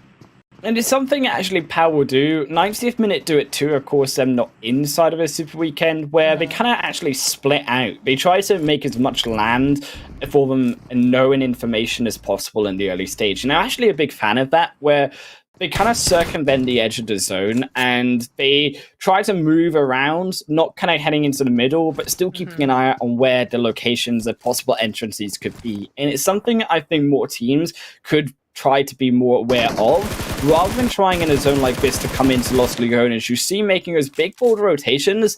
Although they might be flashy, you see them again being punished time and time again. Now, unfortunately, this is more on the outside. NIGMA again making another later rotation, do get caught out by Major Pride, who coming down from Cruz to Valeria, just catch him on their own rotation down. This is just the second match in a row that NIGMA Galaxy has just kind of stayed onto the edges. And I mean, NIGMA Galaxy, especially on Erangel, for landing in such a central position like Pachinki, they should have kind of the first rotation, first step into the circle. But as we saw last game, they chose to edge it from the center of the map, which doesn't, they seem a little bit, not mutually exclusive. But here we have Pride. They landed in Shumacera. They haven't moved at all, and NIGMA Galaxy coming through from the El Pozo side. I don't know. I think this edging, kind of slow rotating, is just not really working for NIGMA Galaxy, whereas before I always saw them kind of play that really strong central position. So I'm not sure where this change came about, but it's clearly not really working out for them. It's something actually NIGMA have always tried to do. I'm going to have to hold my point here as Rad are going to try to look over onto R8. They're trying to punish down SK Ton, but does get himself behind the hillside for now. Looks like it's going to be a slow fight, but is also going to be 1-for-1 almost traded. As Delhamp will get back behind the hillside, going down to half HP to a long-range nade. Is there Bandar getting caught out, trying to replace the position of their fallen comrade, but it's a 1-for-1 right now. And both of them kind of very far away from the zone. Keep in mind, this is still about the graveyard side, and the zone has shifted down south, outside of Los Leones, even towards South Hills. So this fight needs to be finished up now. Rod understand this, and this is why you see them rotating away, and they're trying to actually now look into the future to punish R8 at a later point by being ahead of him on their own rotation. And they're rotating them, keeping just the corner of their eye on the who is it, Bandar from R8. I mean, he has that kind of overwatch. He's the one that didn't allow the rest of Rad to kind of crash down into the compounds where his other teammates were at. So I mean, he saved them a little bit there, bought them a little bit more time. But yeah, like you said, both teams, they need to get out of this position and try to focus more onto the circle, because it's a lose-lose situation. Hopping over though, POWR versus Triple Esports. We saw a little tidbit of the fight happen before, but it's finally coming up right in your face. Los Leones is going to be where a lot of these teams have already positioned. You've got to keep in mind, as we said, that south part of the hill is still available to a lot of these teams. POWR as well, also rotating in from this eastern side, should have an easier time. And I think that when you come towards POWR coming in onto the zone, they're not going to have to worry too much about that more issues of Triple being there. They can actually circumvent them by coming down, using that south side a bit more. But they are, of course, going to try to push bluntly through here. It will be a quicker rotation, and it's all about getting themselves into a better spot for now, which is why you see them trying to get your wires, as, of course, Triple aren't all that much together. They have now closed up more, and as isn't been able to find that first knock for now, they actually are now going to have to retreat back, because they don't have that advantage of trying to catch out a single player. Whereas if you look at the members of POWR, they're extremely split in that T formation. They all kind of come back together now again themselves, but they're not going to be as fast at it as Triple, and that's why is now stuck in this position where Triple now have the advantage in the fight. Did see that circle to the absolute horror of Highland Wolf shift onto the southern side of Los Leones up in those water tanks. Well, Triple Esports and POWR, we see this long drawn out fight from them. It is on the outskirts of the circle now, and I think Triple Esports being able to quickly identify that, just like Rad did before with R8. Disengaging, going for the circle as R8 find themselves, like a hurdle that they couldn't quite jump over, which was going to be a Falcon. Still kind of wide rotating and trying to find any entry into this space circle. And I liked actually the position through some of these teams on the south end, as Team Falcons were going to get a position quickly on SKYROCKET, as they were punished on their rotation through Powerful, picking out the two members there. But on that south end, the silos, you've also got more that entrance onto the hill of a few buildings there of the Los Leones edge. That's where a lot of these teams are trying to position right now for its advantages there of being a compound, of being that protection. The rest of that south side, very much going to be about a height differential again, as you said, Monica, earlier. These teams higher up inside the city already have that advantage, have that position to be able to look down on teams unfortunately, later to the rotations, like NIGMA, and these late rotations can be punished a lot harder because of the terrain differential of VISTA. Now we see the teams that kind of committed to the city a little bit too early. 4K, the only one now. Neighbors that they didn't want to have right next to each other, and it's going to be difficult to rotate out of this area because outside of these buildings it's just all open areas. It's the roads. We still have triple esports that rotated just a little bit in front of them to prevent them from getting in closer to the circle, as R8 coming in hot and heavy. They lose one to GEEKAY. You cannot drive through the midst of a team just like that, as GEEKAY also losing one to R8. These two teams, just casualties on either side, as both of them still don't have a foothold in the circle. Both of them being forced to send it in further forward. Of course, the zone closing in behind them right now. Phase 4 is coming into Phase 5 already. They know they have to make that move in now. They've both done it aggressively, but Ari GEEKAY, only one can survive right now. GEEKAY have the advantage over Ida, and Ida can't even get themselves inside the building. No. It's going to have to be some fancy footwork. It's going to have to be the support of the rest of these players in. And that's why Ida trying to buy time here, trying to walk away from the nade. But Satan wants to finish off the play early on and will find it, and Ida will fall. GEEKAY finishing out that fight with the help of Major Pride in the distance, with a little bit of a third party on R8. So thank you very much, they said, as they get in their cars, rev the engine to start rotating into the circle. Pride coming in from Chumasera, just barely bunny hopping into the circle, still not committing anywhere yet. You know, they're still kind of sightseeing, they're still doing their house tours, trying to find where they want to call home. The only one cannot seem to keep all four up alive, as they're now looking to find a way into this next one with so many teams around them. And this is a brilliant shift, actually. Not, I think, for YALLA. You may believe that they had a great position, but that zone is centering up on them.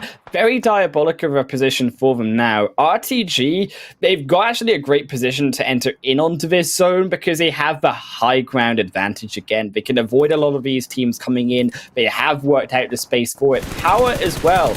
Another one of these teams who are going to avoid these fights early on and may actually be able to clean up by having that little nook in between the hillside as well. I can appreciate this 3 times on an M249, turning a massive magazine close weapon gun into a long range one. Up here, though, up in those water tanks, we see triple esports not finding anywhere to call home, as we have YALLA stopping them from rotating any closer. And I mean, this is going to be, you got some rocks, you got some buildings and water tanks to call home, but there's a lot of layers and a lot of different outcroppings here that they can hide behind, as it's going to be crunching in on the southern side. 4K starting to mobilize and coming into, I guess, past the apartments here, but they have no information, by the way, Highland Wolf. They're rotating here all the way blindly.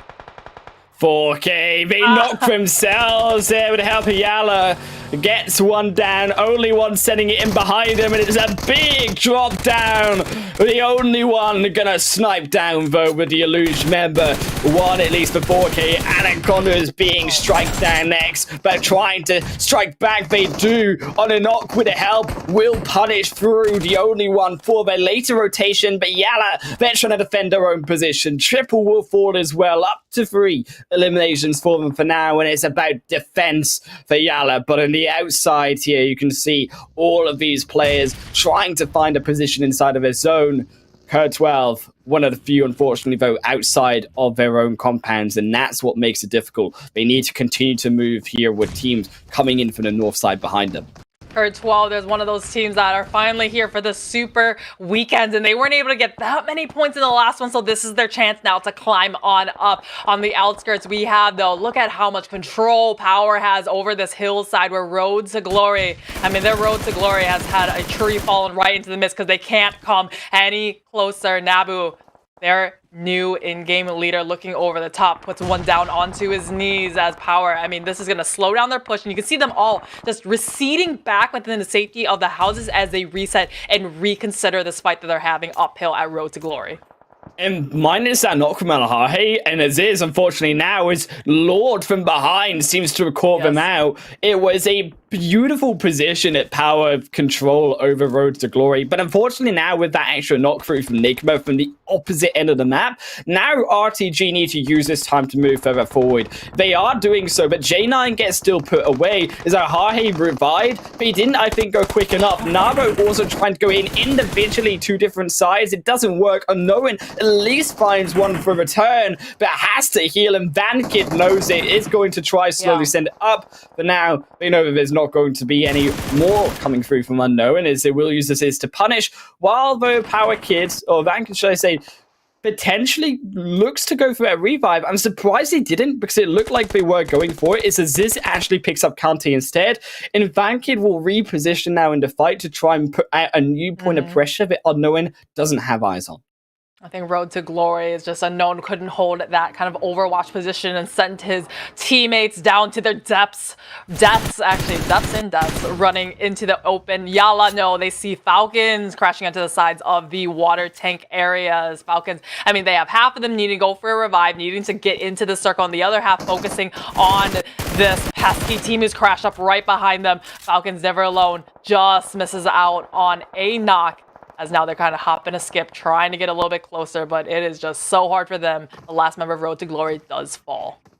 Major Pride, an interesting position in the center of this zone, have gone straight down for it, but the roads, you can see that there's still 3 roads in play, Monica, and this is the tricky part about it, is again, we got a similar zone where trying to navigate from one point to the next is so difficult. Now all of these teams who played on the edge need to move continuously further down here, but we're on phase 6, and they have no choice but to continue to move. You get caught in this zone, there is no moving anymore. You have to continue to heal. If you try to run, you will succumb to the blue.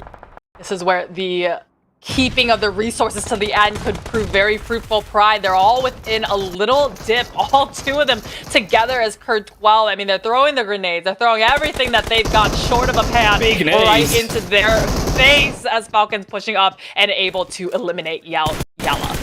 Big nade by Major Pride. They score 2 knocks there onto aggressors, and that's going to buy time as K12 punished now in their own pit. As Team Falcons will, of course, clean out their own engagement, get themselves up to now 4 eliminations. But with that, the zone is caught up, and now it comes down to healing for Falcons. Can they outlive the rest? As NIGMA, NASR also going to be doing the same here.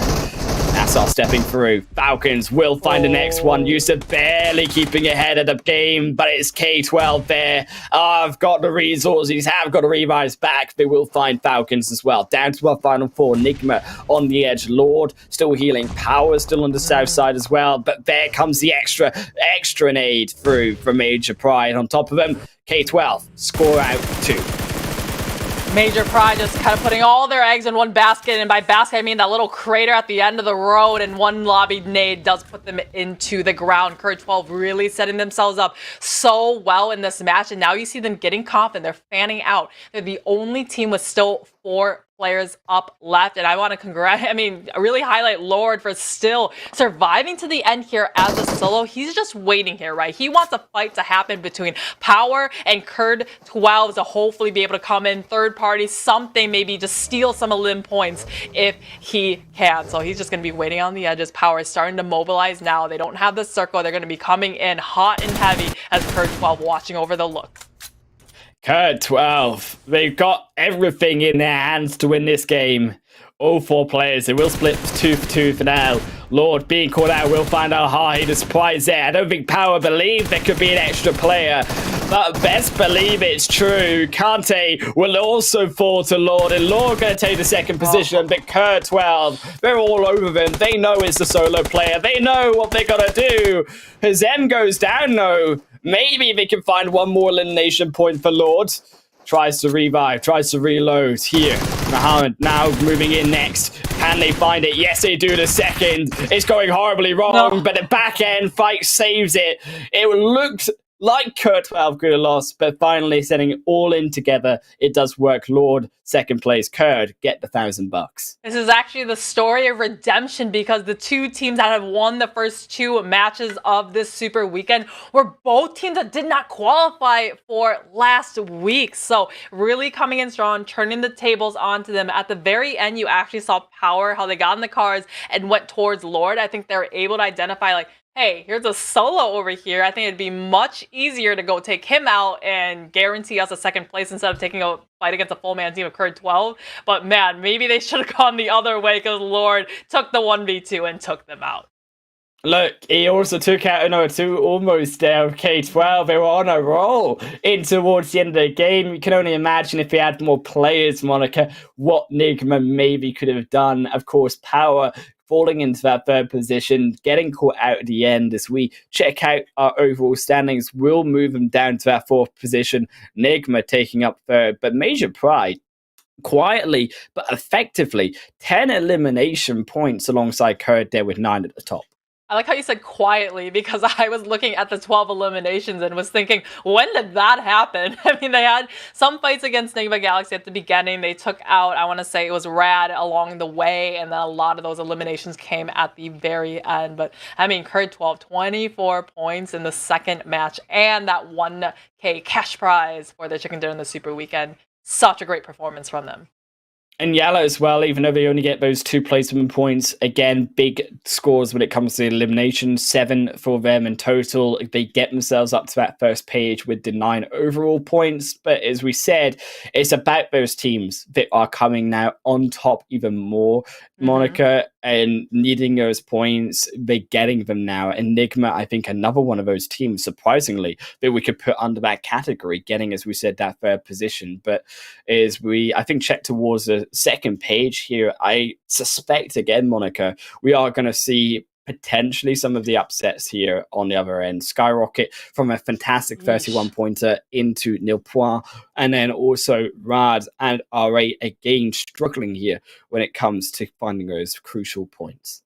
SKYROCKET from coming off, like you said, a 31-point win in the previous match to a big fat goose egg here. It just kind of negates the massive, I mean, not completely negates it, but at least cuts it in half, right? So basically they got a 15 and a 16-point game across these two matches. So, I mean, they need to play a little bit more consistently here. The SKYROCKET, I think they engage a little bit too early at the beginning.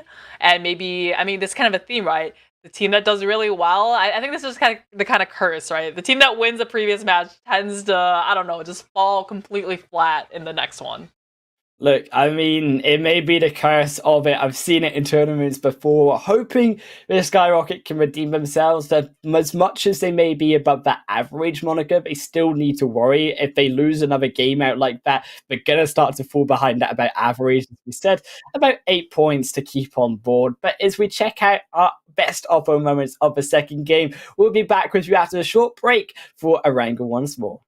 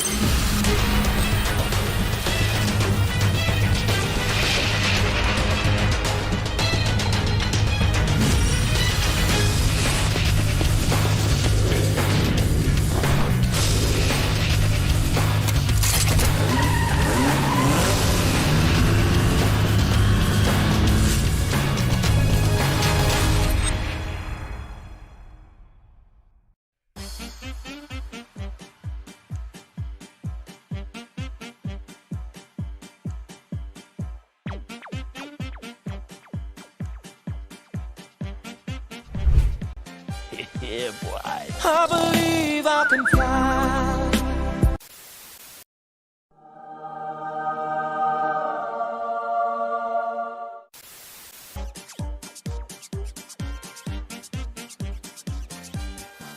Enemy spotted.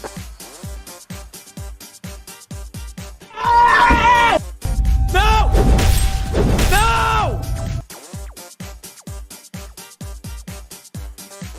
This needs to stop now.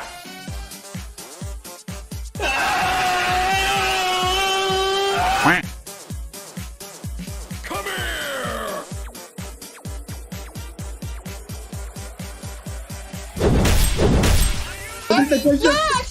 I'm dying. Why are we still here? Just to suffer?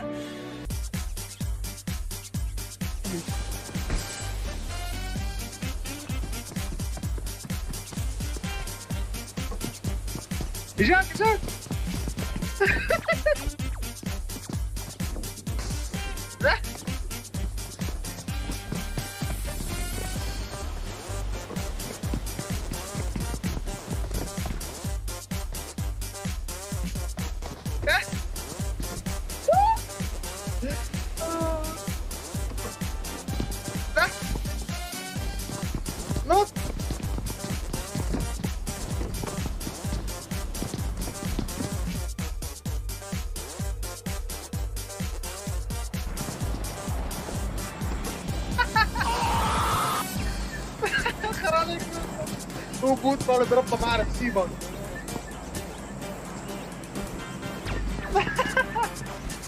لا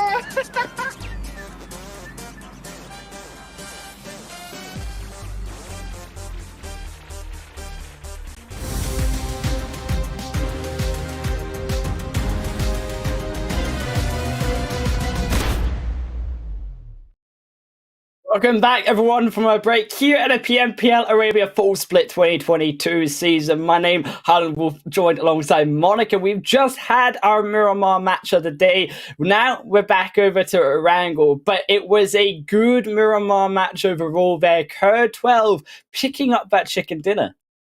I think so. I mean, to our glee, right? We saw that the two teams that did, or two of the teams that did not qualify for Super Weekend last weekend actually won the first tier this weekend. So I like how the tables have turned and give them a fair run for this overall standings that we're looking at right now. Still, though, GEEKAY sitting right at the top. Of course, big wins for GEEKAY. Twisted Mindset also up to that 155-point mark. But as we see those changes in the standings, squads like OOREDOO now falling because, of course, they cannot make their points up this weekend. And Major Pride, YALLA, with those two games so far, also up to that 6 and 7 spot. So these leaderboards beginning to change, and I think even going to change more so on that second page, Monica, because that's really where it does matter on making that qualification.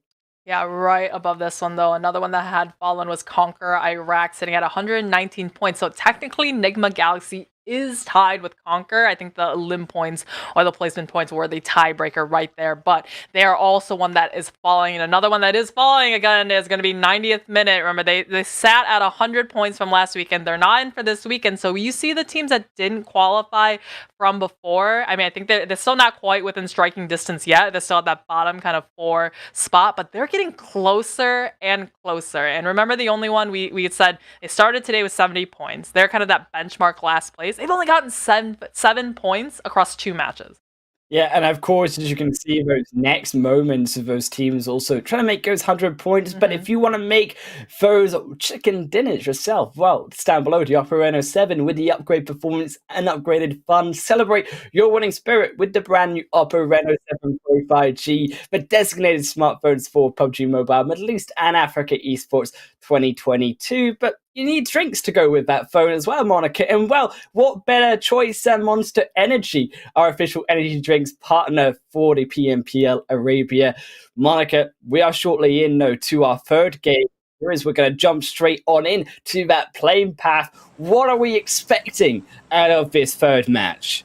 Well, we're expecting these players that haven't drank their monsters and be ready. But once again, a very similar playing path from that first game, kind of hugging that southern side. And remember that first game today, it ended up in that Novo Crates era. We had Pride jump there, which is a little bit different from their normal drop spot up into that South Georgia Crates area. We'll see if they'll go there once again. It looks like not though, Jake. I think they're betting. They're like, okay, the game used the luck and pushed to this side. No way would it go there a second time in a row. Just don't mention it, Monica. We talked about this last game. I'm scared now. Like, hold me. I'm scared. I mean, we know it. We got caster curse. We got winners of the previous game curse where they don't do well the next match. So we'll have to keep our eyes on Curd 12 that won the match in Miramar. But you're just like hands over your eyes, like slowly peeking. Where is this first circle? She said it again. She said it again. Not again. Not again. I mean, it's we're waiting here. We're counting down the seconds this time. But that's like SKYROCKET. Obviously, that proved very fruitful for them because they actually won that first match when they dropped here. So I'm thinking we're probably going to see them jump here a lot, and it's got a nick of that military island on it. Look, it's not going there. Okay, we decided, sure? Monica. Yeah, we're 100%. Like this is Gatka Field's territory. I'm feeling it. Like I'm pretty sure. What I think is interesting is that playing path. Of course, keep in mind it was very southern. All right.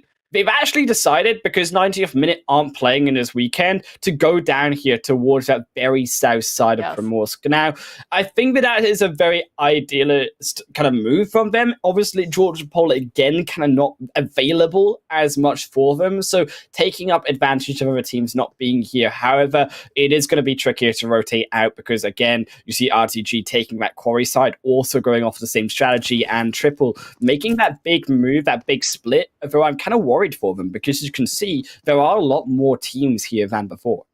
Another one with a massive split is going to be NIGMA Galaxy. You see 3 of them landing into the Pachinki areas, and Hamildy, I don't know, maybe he parachute malfunctioned or something, but he's across the entire way over into the farm area as Twisted Minds, another team that we know has performed well in previous Super Weekends and is just, I don't know, just falling real short right now, and I just can't remember anything they've done in the previous matches.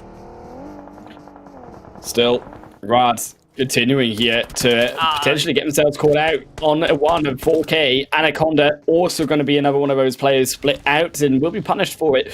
Rod going to strike the first elimination away of the third match and going to continue to move in their own direction here up towards this more eastern side of the kind of hills there, coming in towards prison, in towards that shelter side, as Rad naturally do end up doing, and towards the end of the first phase. I think for these teams coming in, again, from the east, going to be interesting, as we always say about those rotations, because naturally you do want to try look at possibly the wider rotations of the north, the south side as well. And I think actually that south side, Monica, that Sanhok Island, is finding one of their own, is also another option for these squads, because they have the zone there in first phase. Now we could actually use that as a leverage point to slowly navigate their way properly through that South Island and avoid the main central belt. Oh man, that was definitely a clip that belonged in that kind of meme highlight clip commercial that we saw before. It was just road to glory, just J9 completely caught unawares, coming up to the second floor, and then Triple Esports, they just peek it out, goes for immediate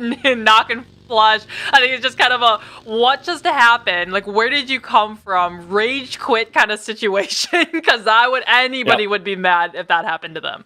You come in, you're thinking, look, I've got another 20 minutes to play potentially a PUBG. I'm ready for myself. I'm warmed up. I've got the thumb gloves on. You know, is that what they do these days? Maybe I'm a bit of a boomer. I'd like to think I'm the Zoomer here. Of I think at least me and Imperium. I won't say Kieran's the self-proclaimed boomer, so you can he's already wearing that hat. So I know, right? He wears it with pride, right? I mean, there's the boomers who don't really know what a boomer or a zoomer is, but in Imperium, he's got the dad glasses on, you know. He's got the shades. He's at least once a day. It's the dad joke that comes out. It's the if you open the Wikipedia like dictionary for boomer, it's Imperium's smiling face right there. So all in good fun, and I'm sure if he hears this back, he'll be like, "Come on, guys." No, he won't hear anything. I mean, he's busy, right? He's away. Like, and we get to enjoy the show now, so we get to side really a bit of Imperium this time. Safe for now. Yeah, Safe for now. For now. until he rewatches the VOD, and then we're in trouble. Like, oh crap! Just tell him don't listen to the first part of match number 3. Yes, just don't listen. Just don't. Tune it out. And it's totally boring. There's nothing to listen to. Is also the only one, as we get back on track here, are making their own rotation through that central belt. But I was worried about Monica, because a lot of these teams tend to do this big, bold rotation coming through the center early on. Not often I see it work as I think well as those wider rotations, because you see them then get caught about 2-3 minutes later in a fight, in a skirmish. It slows them down. Then they can't continue trying to get that information further in onto the zone. And then those wider teams later on, they just come in and completely steal those positions away.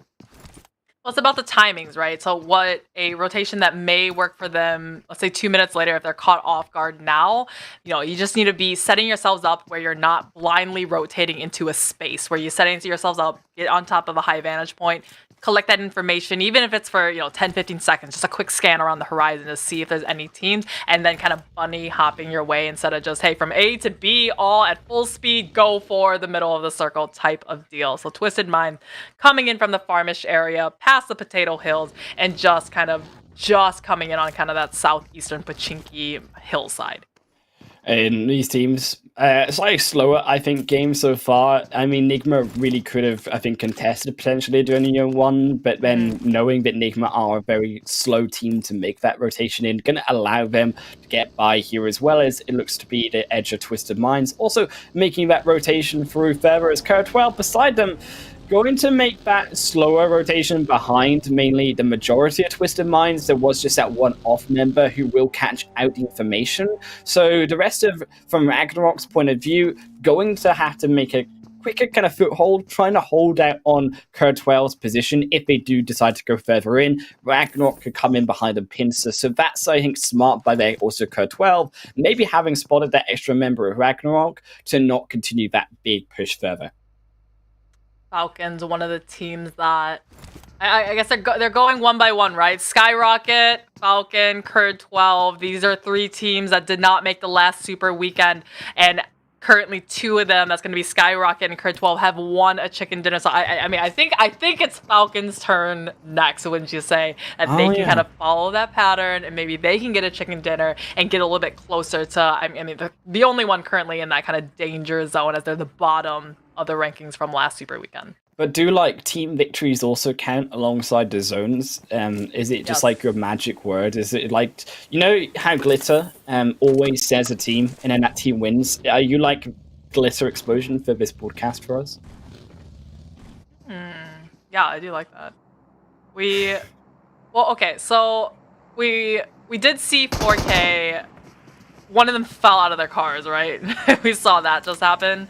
Road to Glory up on the... Okay, so this is you called it central kind of Gatka hillside, right? Very hopeful situation happening. They're only... Okay, once again, we keep saying it. The only one keeps losing a player way too early. We do have that circle. Okay, it did shift that. I mean, it is on that main island, but we still have that little sliver of the military island. You're worse than me, Monica. I thought I was evil, and then you're like, it's gotta go there. It's gotta go. That little sliver. I think the casters always balance themselves out. It's the more evil and violence choosing I am, the more positive you need to be or you just subconsciously become to kind of even it out just a little bit. I'm just hoping for the worst, and you're in return is hoping for a little bit easier of a circle for these teams. Guys, Monica, we've had one zone already. They went 50-60% water, right? I mean, I like to me as of Novka Island. I also think that Gatka, though, equally difficult difficult in its own right, to be fair, is it's very open, it's very difficult to continue those navigations around. Now, you're really looking towards those positions like RTG, who have those hills on the edge of Quarry, gonna be able to look over a lot of those GEEKAY hills. Also, I think if they had made a little bit of a wider split, they could have also taken advantage of that northern side too, where they can actually take an eye on teams like Major Pride, but they still maybe have a slight advantage in that idea of that northern end, but it's not going to be as much had they made that split. And I think on the other hand, it could also be very smart because R8 also in the area may also try to punish RTG if they decide to make that big kind of split in between their players. So RTG going to play it safe for now. Road to glory, though, yeah, playing just a little bit safe. I think just hugging kind of their edge of the circle. Major Pride, though, we saw them, they decided to go back to the stomping grounds of South Georgia Pole Crate. So they're going to be coming up on that northern side, which should be a little bit of the lesser congested area, just because with the southern plane path, they went all the way up north. They should be okay, but YALLA is another team that kind of lands in their general side of the world up in Severny, so we might see a little skirmish between these two teams rotating a little bit closer together, obviously because they started in a very similar situation at the beginning of the game. Maybe that is also GEEKAY there, up towards that more observatory point as well inside the GEEKAY field, so they'll also have, again, another high ground advantage of a position. They'll also have that information, those teams rotating further on. Teams, though, further out behind, like Rad, of course, who have made those slow rotations. Major Pride, as much as they've got Nomi inside the center, all of the other three of those players are going to be very far behind. Unfortunately, Lush, or the rest of the only one as well, going to lose their life. The SKYROCKET find one, and it might be the worst here. Triple, almost clever, finds that extra knockdown, and that would have been disastrous for the only one if they had lost another. Man, they're just, I think everyone in this lobby is just taking their turns picking on the weak link in this match. Is going to be the only one as problems running for his life, trying to, he just disregarded his vehicle, gets in with his teammate, and they're going to go sending it across the field. And like you said, all open areas here, maybe a little hill, maybe a little dip, or one little broken down shack to call home. But, I mean, this is the third game going that they've just lost members at the beginning and just couldn't come back from it. In NIGMA, who have moved out here away from Pachinki, you can see in the middle now GEEKAY feels in amongst all the rest of these players. Phase 3, we'll have to see if it will continue to go there. Instead, it goes down in towards Quarry, in towards Ferry Pier. Now, R8, they've actually taken control of this hill. They've gone for this split, so a major win of a position. I also think that Triple could also take a really good position here. They need to move, I think, further back towards the tree line, just above the ferry pier, where those are caused extra bunkers, those extra little bits of support were added in Erangel 2.0. If they don't do that, I think we're missing out on an early rotation. Power, on the other hand, to need to kind of get in away from this center point, fighting now GEEKAY as they step over Satan. Lose one for GEEKAY for now. Power, they land in GEEKAY. This is their backyard, so they want to come and defend it. GEEKAY coming in from the Razak Watertown area, losing two. Actually, not losing quite yet, but down onto their knees. The other two, Hope. He's going to need to come out big, throw the smokes down, get some time from his team. We'll hope there's not a third-party situation coming out from YALLA, but you see a Molotov come out from Conte, put right into the middle. No mercy at all for GEEKAY. I think it's just licking them, as Satan might be not long for this world, and he is bleeding on out. Barely keeps themselves away from the molly. That was crucial. Slightly further back, and Power might have just got themselves a double elimination. GEEKAY will, I think, try to hold back from this fight. Both of them know that they can't really take it. So for now, Power, they have the pressure, but they also need to worry about teams coming in behind them. YALLA is also behind this fight as that potential third party. RTG is on the front of them. So as much as they may also want to escape, where do they escape to? So potentially both of these teams having locked themselves into a big corner. Big corner that POWR is Anna's road to glory, now cornering them into the opposite side of this hillside. I think POWR, they got that information. They knew it was GEEKAY they were fighting in, and then they immediately started going on the defensive, running away. So I think finally getting that information of, hey, we're fighting the #1 team in this lobby. I'm a little bit scared now, but ran right into the likes of road to glory on the other side. So just not a great situation here, and I think GEEKAY, they've identified this, and POWR trying to escape as well. Just get out of this area because it's a lose-lose situation in total. And POWR gonna lose their lives as finally GEEKAY have found a position through, but they also lost Ragnar. They've also lost a second, so big losses as they lose out Ragnar, particularly the core fragger of the team. So more defensive approach may be utilized now by GEEKAY to survive for the rest of this match. So NASR also gonna lose one in the elimination. Fidel Hahe there also to RTG, but it's a major fight potentially breaking out as Rad going to lose one already to Triple. It not even closed in Clever yet. This is where Rad went and took one player away from, I'm forgetting what team it was, but they're camping up on top of the stairs. Rad crashing up on the backside now. Currently one player is knocked to kind of play the little ring around the rosy, trying to find a different way to engage onto this fight. But I mean, they're fighting for the very, very edge of the circle. I mean, it's not going to be within the next one, so they want to clean up this fight ASAP, because for sure they're going to have to rotate after this one. Rad up on the second floors, getting the revives, but Triple Esports, they're already pushed out of this match already, so it's going to be a 3 versus 4 once Rad resets. Guarantee SKYROCKET are going to come in third party this if they spot it, because you can see SKYROCKET, they're actually going to nab away that position on the hill that is so crucial that we talked about. It's going to be a major point of contention because of the survivability it provides, because of the high ground it provides at this point in the game, having centralized on it, and stays away crucially as well from the center of that zone where a lot of these teams may be positioned. Now Rad, Triple, having lost this position as well, will try to both equally fight it out. Rad, you could argue, well, why didn't they just go for that position anyways? Because Triple are behind him. Triple, the moment they see that Rad move away, Triple would come and punish. So Triple Esports, they're fanned out, spread out. YALLA, though, will switch over here. The last player, I want to say, of POWR, holding on for dear life, but YALLA puts him in his place and takes the Kings of GAKA out of GAKA. Indeed, a fanning back. Rad that's still about to erupt into this fight. The utilities come out as Rad is trying to get a hopeful opening knock onto Triple Esports. He's got the nade. He's got a second one. They're committing a lot of resources to this fight, so they really want to win on this because they put all their cards on the table, right? They want to win this fight so they can collect the resources that are in the crates of Triple Esports. I believe I saw 4K as well rotating behind him, so Rad staying on the outside of these buildings on the sides could prove fatal if, as we say, one of those third-party teams come and they spy out a Rad member. Eagles going to be lost to the elimination of the play zone for now, as Triple still stalemated on this fight, going to maybe need these third teams, these fourth teams to try break it open.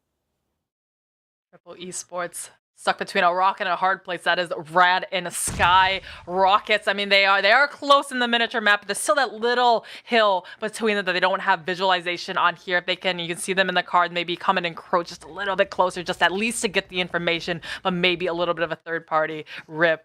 Looking to say rest in peace to some of these teams down the hill. I think he knows it's a full-on drawn fight. They know the circle's going to shift in a little bit, so he focuses back on his team as we shift NASR stuck in the valley between multiple teams.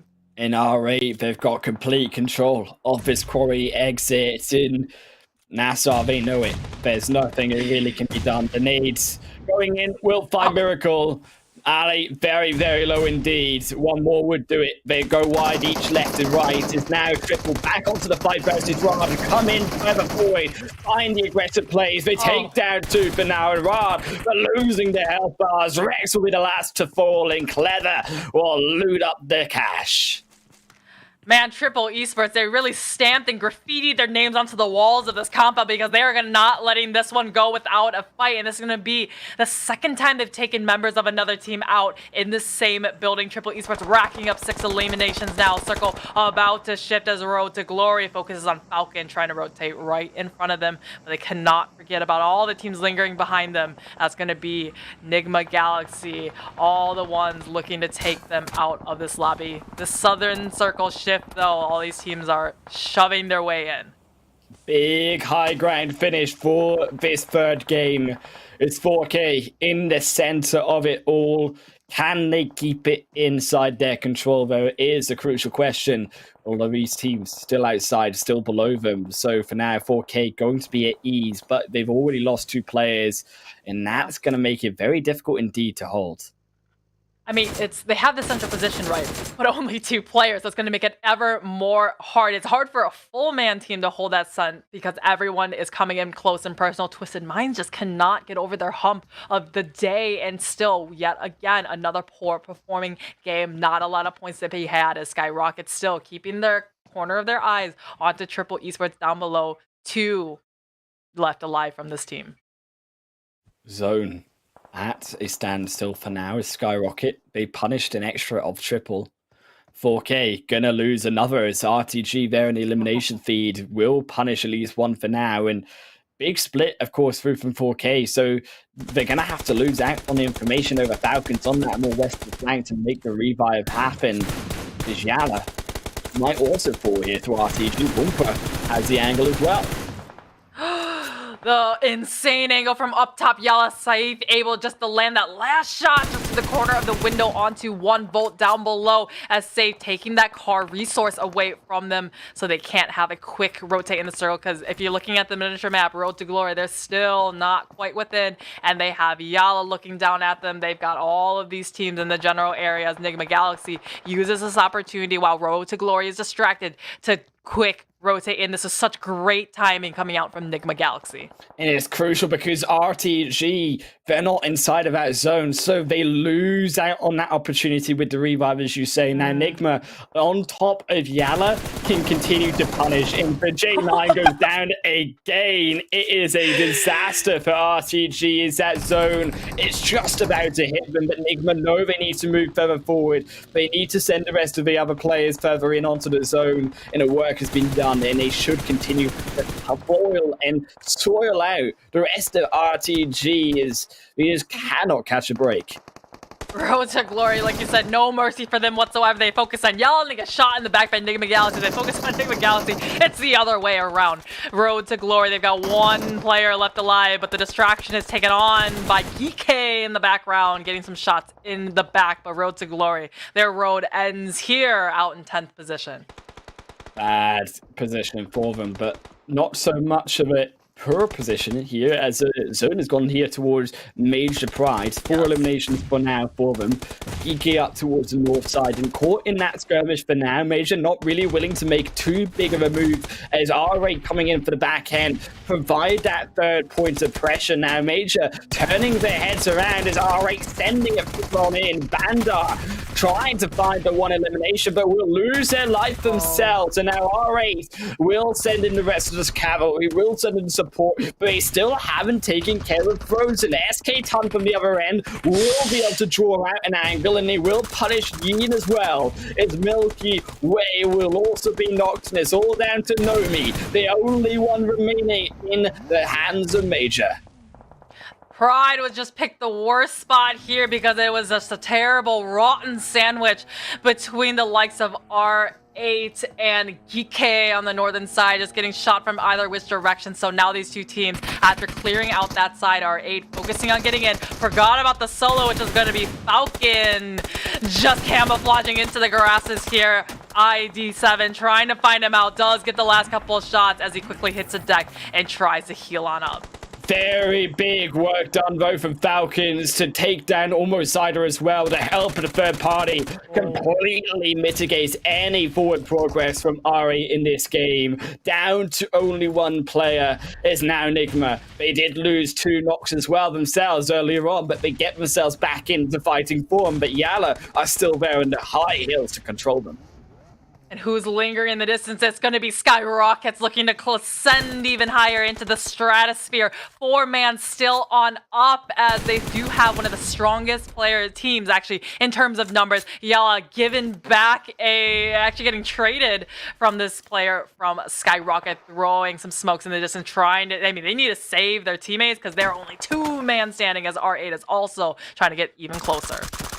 Easy and Salam, they're much more focused here on R8, who also have that secondary angle on them. So losing the two in the front line to YALLA now allows YALLA to move further forward in this fight. And suddenly, SKYROCKET, they aren't in such a great position at all. No. They lose one kid completely out now as the extra bullets will fly through from Bumper, and they're down, confirmed to the duo.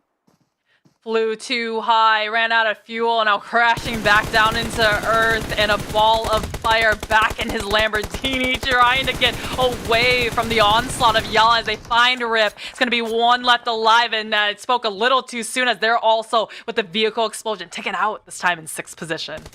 Brilliant work through from YALLA. They're even going to catch on and knock down, and they know it's a solo. They're going to go hard inside. Will find a punish, won't be caught back away, and will find the elimination. 9 now for YALLA, and it's YALLA looking like they want to steal control of this game. Darweave, a solo for 4K in the midst of it all, trying to survive. That was such a critical push from YALLA, now taking the best position in the map away from SKYROCKET's R8. They want a piece of this one too, and they're raining their shots. They do find the knock onto Safe, who was doing so much pain onto all the other teams around them. So R8, they're using this time to try to come on in, and this is going to be what NIGMA Galaxy does best, finding the timing to creep on and use this distraction to their advantage. In R8, they almost fell down to Falcons. Now it looks like for the side of R8, they could maybe steal this game away. They've got the 3 players, and NIGMA, Lord might just pull out a Falcons-esque move. They do. They find life as well. And that is dire for YALLA Esports. Bumper even going to be confirmed by Lord. In 7th for NIGMA now as they get themselves inside the top 4. It's a mega point game for them. Lord really showing us he's that clutch player that if you are down in numbers on your team, you really want Lord alive, because this is the 2nd game in a row. He's just been playing by himself and is able to get those 1 versus 2, 1 versus 3 to really climb up into the standings. 4K though, waiting in a bush. Literally about to ambush R8 if they creep any closer. But we're down to our top 4, Highland Wolf, and it's getting so congested in this late game circle. Solo down to GEEKAY to 4K. It's all up towards R8, who have and should have the control of this game down under their belts. But NIGMA, they're the rogue players here. They're also with the solos, the ones that could upset R8 in this 3rd match. Guy maybe knows that something is up around them with Rove looking down in this direction. Lord as well, keeping an eye on Lord. And sorry, should I say the rest of R8 here? All right, Darwin, he's holding his breath right now, moving a muscle as RA. You hear the shots coming out from the side. Looks like Raw Wolf may be able to identify where the one lone player of GEEKAY is at the gate. We've seen GEEKAY. They've been down to 1 as a soul. He's like the equivalent of Lord on NIGMA Galaxy, where he has the highest survivability, that real clutch factor for his team. But R8, they're still sitting real strong at the top of the hill with 3 players still up. And R8, big nade sent through, only will tickle Lords. And SK2D1 crawls their way further forwards. Hesitant, but still keeping themselves down. The backpacks all off, mitigating the opportunity to be seen. NIGMA, now also another nade from the other angle, gets sent in from Geif, and NIGMA, they're moving about a lot here, making a lot of noise. And that's going to help Geif even more. They find the angle. They tried to find Ralph. They will. They had eyes on them the entire time. And Lord is stuck in a 1v1 versus SK2D1. SK2D1 knows where Lord is. Sprays through the grass. Will be able to get it. And now NIGMA out and away. But here comes the extra snake. It's a 4-way snake battle. It's Darwi will fall. And R8 down to 2. Geif is the only one remaining who can close out this game. Bandar is not. But nothing else could be done upon the rest. Will get the elimination point, but I think that's all said and done for this game. R8, they find 1. They won't be able to get the next, though. R8 still clutch it through with the chicken dinner. I thought we were going to see a repeat of the 1 versus 3 to win the match from GEEKAY, but looks like R8 putting a stop to that one in RA. I mean, that was such a great win from them, and I really want to highlight their most pivotal play in that match was taking on the full team of SKYROCKET, taking on the best spot, and being at the apex of that mountain, looking down at everyone below. Look, for the side of R8, they needed that game. They were falling down on the standings. They had a poor game there on Miramar, so the confidence rejuvenated through from the R8 squad to get themselves those $1,000 as well. And Monica, it's now the standings really shaking up, though. We've seen a lot of flip-flops through from, I think, the different overall standings throughout the day, where teams do well in one game, they're not doing well in the next, then the next one they're doing all right again. And that's not really, though, the consistency that we need from, I think, some of these teams who I want to highlight still who had a poor performance in that game as we check out those overall standings. Yeah, we need to light some incest, call an exorcist, because everyone seems to be cursed today. But GEEKAY, I would say they're the most consistent team throughout today. GEEKAY just, I mean, they're the #1 team on the overall standings, but they're showing us why. Even though they haven't gotten a chicken dinner in the last couple of days, they're every single time almost, they're always in that top half, and they always are able to collect the eliminations when they can. And I think as we highlighted some of those teams who need those points, SKYROCKET do get those 9 points on board for themselves. As we said, R8 getting that big boost to their overall scoreline. And is, I think, the only other team here that I really think I am impressed, particularly more so than the rest by, is probably 4K and YALLA, who 4K on one hand needed those placement points. Very, very good by Darwi to survive, not move an absolute inch. But then YALLA on the opposite end were all about that aggression and scoring that 9 elimination points for them. Wow, we love to see a team that can place high and get those high elimination points. But let's take a look at the second half where the teams, on the flip side, these teams doing well. Let's look at the ones who didn't do too well either. Looks like Pride once again. I mean, Erangel just doesn't seem to be their map, which is unfortunate because we play so much Erangel today and for the rest of the weekend. This is their second Erangel match. I believe they finished 9th place. And unfortunately, a lot of also 0 pointers from these teams who overall, I think, did have a tricky position getting in onto some of the zones for a few of these teams. Falcons, who, as we said, needed those points too, Monica, didn't get them. So falling behind, keep in mind, as we also noted, Cur12 and also SKYROCKET have already got that win, already got big games under their belt. So a lot needs to be done. But I think it's more surprising considering that Falcons, one of the veteran teams who have played all the way back since the spring of last year. Falcons is a team that they seem to do well in the league plays, right? The weekdays. They did really well earlier this half of the week, but they haven't gotten that chicken dinner. I think I'm feeling the desperation kind of come out of them now, and I'm seeing kind of these desperate plays where they're like, we really need to get this chicken dinner. It is getting very, very stressful for them. Very stressful indeed, but they got Sanhok out to come where all the tables can be turned as we check out the best opera moments from Erangel, and we'll be back with you after a short one.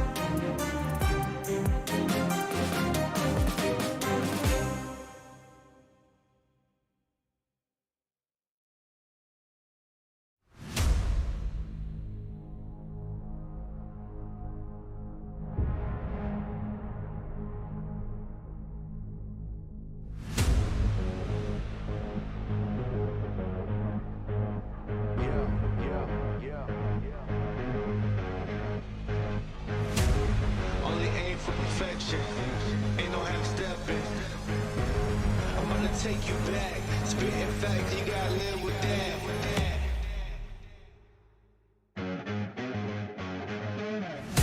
Who got it? Who want it? No problem. We mob it. Who got it? Who want it? No problem. We mob it. Belly of the beast. There were days where I barely had sleep, but I had to work more than competition. I can't live like the opposition. Living everything I dreamed of, doing everything you think of.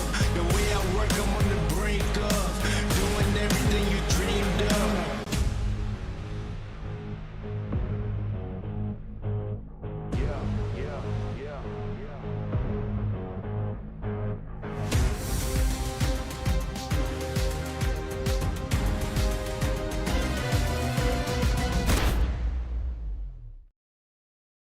Welcome back, everyone, here to the PMPL Arabia. 3 games down, 2 to go here for the second Super Weekend start. Is myself, Helen Wolf, and Monica alongside with you, but also the phone down below with upgrade performance and upgraded fun. Celebrate your winning spirit with the brand new Oppo Reno 7 Pro 5G, the designated smartphones for PUBG Mobile Middle East, Africa, and Middle East Esports 2022.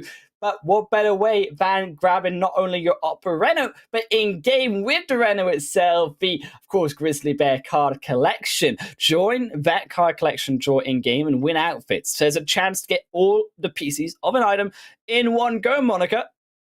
I want to see somebody with all the SKS skin, the parachute coming down, the hat, the helmet, everything. I want to see someone in a classic match. So if you guys haven't gotten it yet, you have until July 6th to do so. Wear it with pride. Look, I mean, we're about to hit into what is going to be probably our proudest moments of it all as 2 evil casters who want the zones to go into diabolical ways. It's Sanhok next, Monica.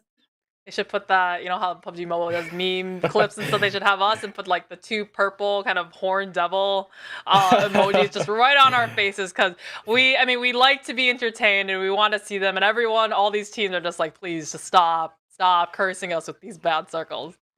Sanhok, whether these teams like it or not, though, we're jumping down into the playing path and we are ready to go for all of these 16 teams. They should be used to it by now, though, I think, because it's been a very Sanhok heavy week. Sanhok heavy week, and again, the spots that we're always looking at is boot camp, of course. We see YALLA, we see GEEKAY. Will these 2 teams still... I mean, I haven't seen either of them to give it up yet, and it looks like, I think I can, if I squint my eyes a little bit harder, I can maybe see 2 teams landing into the midst of the city. I think it's going to be very interesting, though, that they again continue to go through this location together. Also, judging by the fact that you do have these teams who aren't playing, of course, there's only going to be these extra spots available to them. And as much as I think that YALLA and GEEKAY both fighting here does create action, it is going to affect those overall standings. Thankfully for both of them, though, they are fairly high on that first page, so aren't going to have to worry about too much like some of these other teams who need to pick up these points. Kampong going to be the other one where Falcons, also keep in mind, going to be doing battle versus Major Pride. But the first one we're going to check out is, of course, boot camp. What I've seen both teams do so far, they send 3 into the main and then 1 into the side, but this time it's going to be YALLA to send all 4 right into the main building. This time GEEKAY, I think that this kind of hugging that northern side. I think only one time did I see a fight not actually come out, and both teams kind of exited the city very peacefully. But Gaith, he's their entry fragger. He's the one that took out multiple members of the teams in that last final circle in that last game. So he's still running hot, right? Blood rushing through his veins. And we do see an almost fight about to happen between 4K and NASR. A lot of potential fights happening here. More so Anaconda being caught out as they have gone for a slightly wider split here. And Also, NASR, a massive split, might I add, as well, from their overall positions here. So, could be a little bit of a risk coming through from them, judging by the fact that Batika is so far up north. However, 4K, a major split is going to affect them. I think naturally, surprised that teams haven't tried to catch on with that yet, considering that 4K have done such a risky strategy like this before this week as well.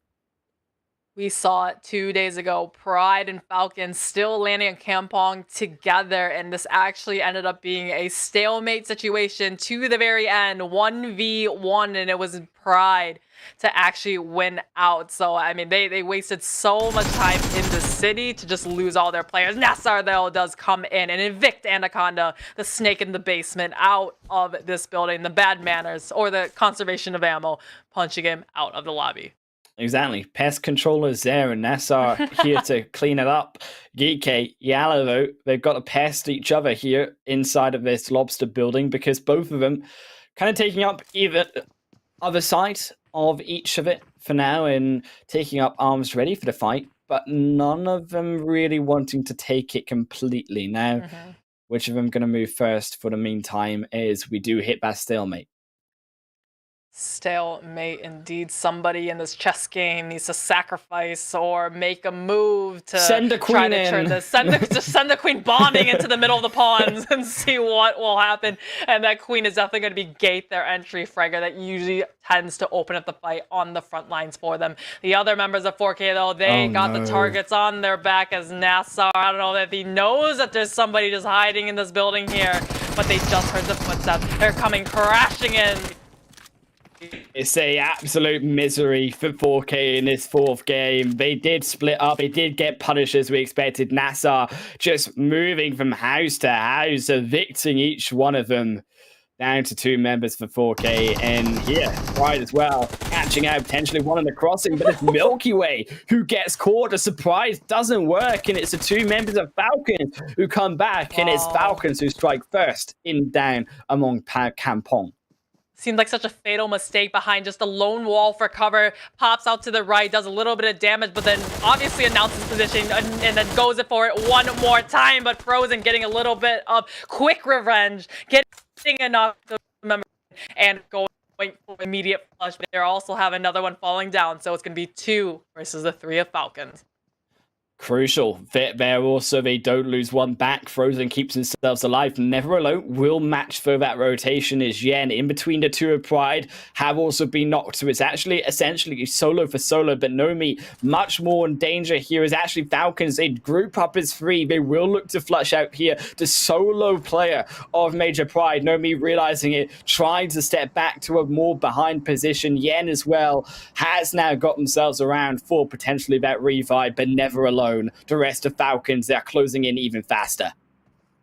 Falcons, though, with their piercing eyes, trying to find the information. He sees one laying prone onto the ground, and oh man, that was almost a mishap, but does find him out. I think maybe just wasn't listening quite close enough, didn't hear somebody in their back footsteps, and once again, putting Pride down to a solo.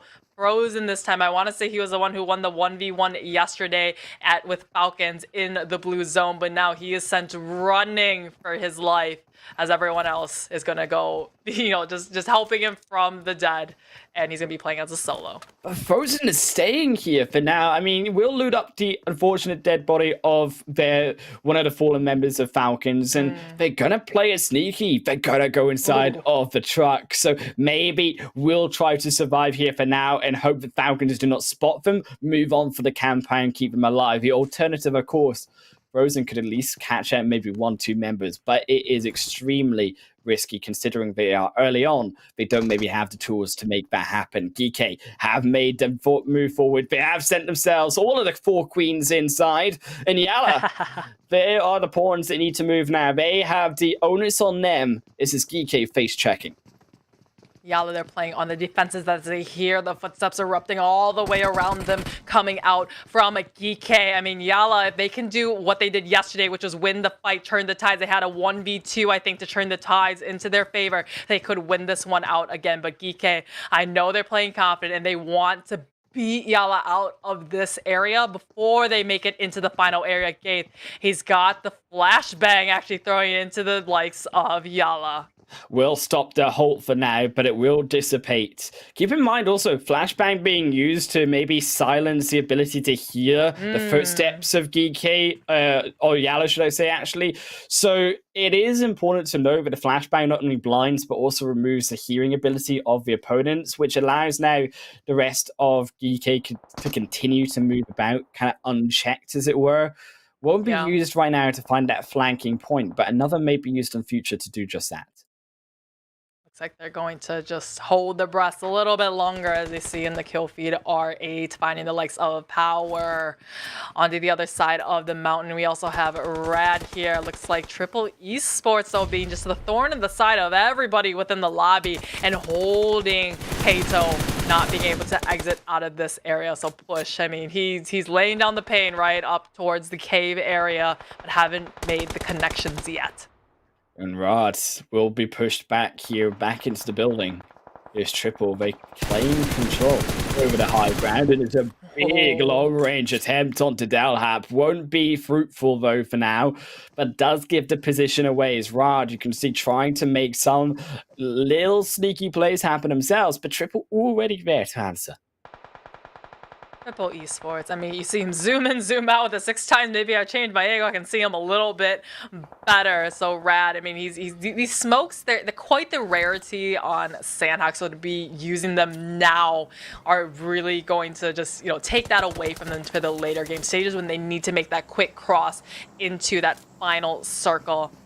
Here we do have Delhap. He's just waiting out on here. 4K. Looks like on the other side though, Rad fighting off a little bit more than they can chew with multiple teams fighting against them. Yeah, we'll use the smoke to get around a rock. Very smart use of Rad patiently getting back to the motorbike, so we'll be able to re-rotate back together. And for Rad overall, a very smart way to claim victory back towards themselves as a team in that small skirmish versus Triple, who are kind of left without nothing really being able to be returned from it. Still, keep in mind, the zone in Phase 2 has gone continuously back towards the main point of the mainland Sanhok, but the fight's still continuing to happen here, or should I say really a standstill. Not really a fight for now, because it's 9 minutes and a half into the game, and not a single knock has happened.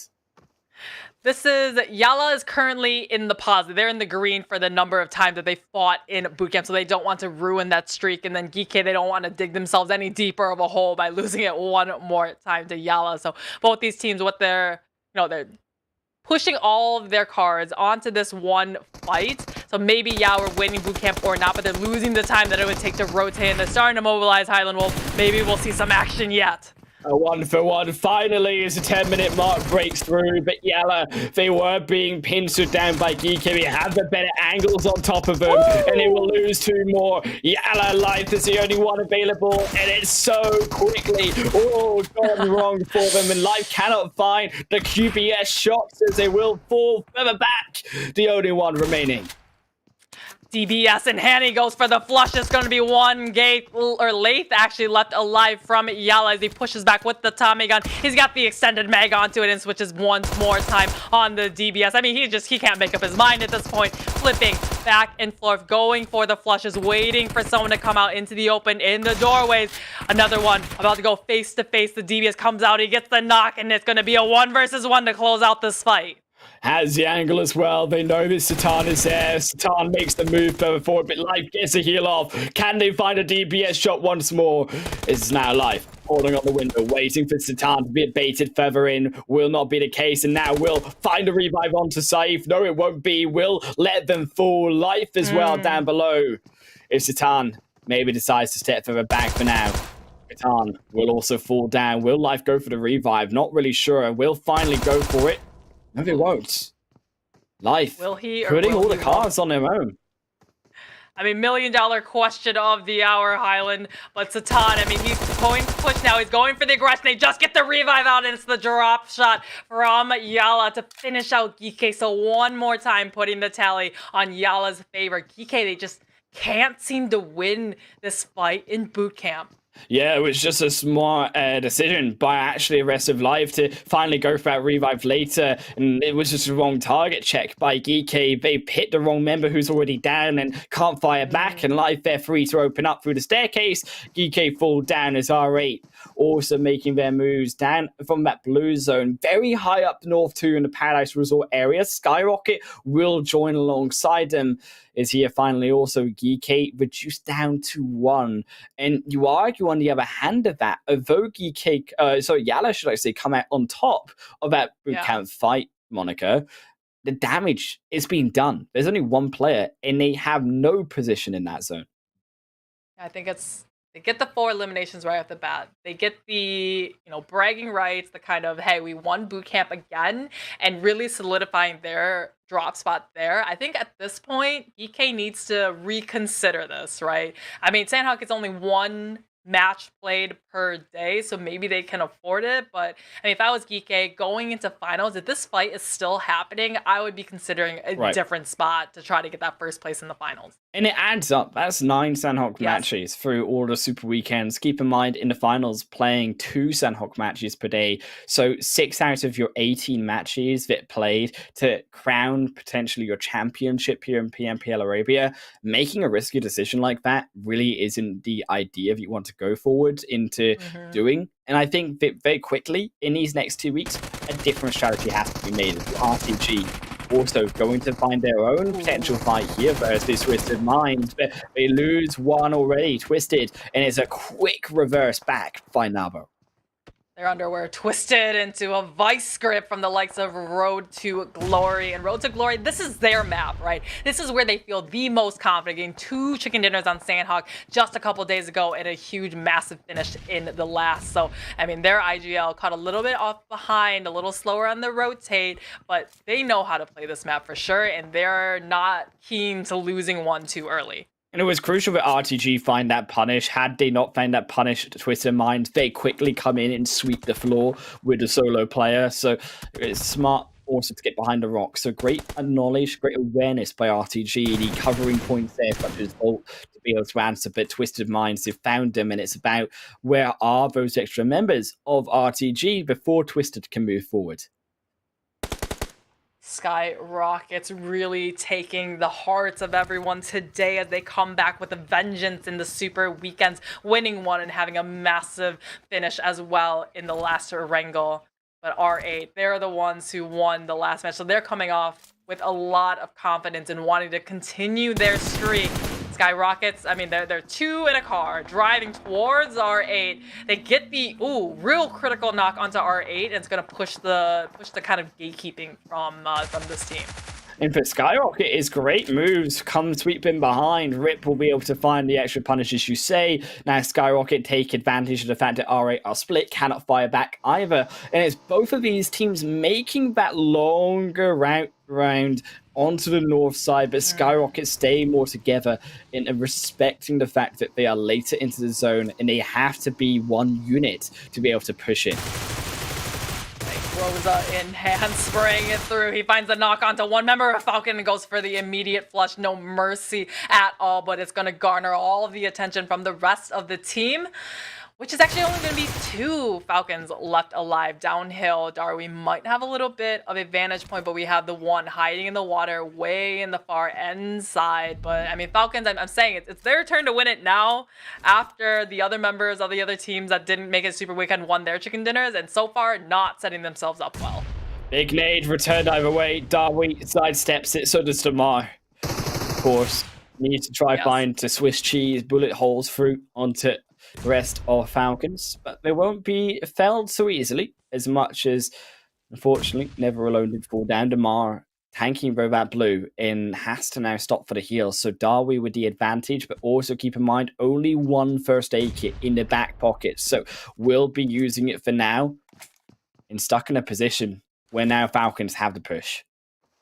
Super stuck. I mean, he's bitten off more than he can chew, because now he's really just kind of super glued his feet to the top of this watchtower, can't really get out of this position. Damar is going to be just wait. I mean, this is the waiting game. He's got the high vantage point, nowhere to run at this point, as we see a lot of action in the background. It looks like the only one versus Kurd 12. We've seen multiple numbers do fall down as the only one. I think inevitably they did win the fight, but Kurd 12, man, eliminated 2 early out of this match.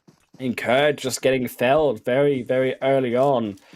Is will fall down into the bottom position. Not a single elimination to show for it. The only one as well on their north end, still continuing to make their way in. It's going to be down towards Lakawi here, and the coastline is going to be where we finish off for this fourth game for the most part, as NASR in amongst those few buildings, though, elsewhere, are finding the rogue members of NIGMA, saying you will not hide in this game. We will not hide. We will make our presence well known over here, as only 2 players left alive in NIGMA Galaxy. Again, seems to be a pattern along the same with the only one, where they're just losing too many members at the beginning, and they are forcing themselves to play debilitated for the remainders of the match. NASR, they barely have their foot in the door of the circle. It's certainly going to shift away from them once again, as Falcons and 4K looks like, oh, they did find that uphill. They did find that one player of 4K.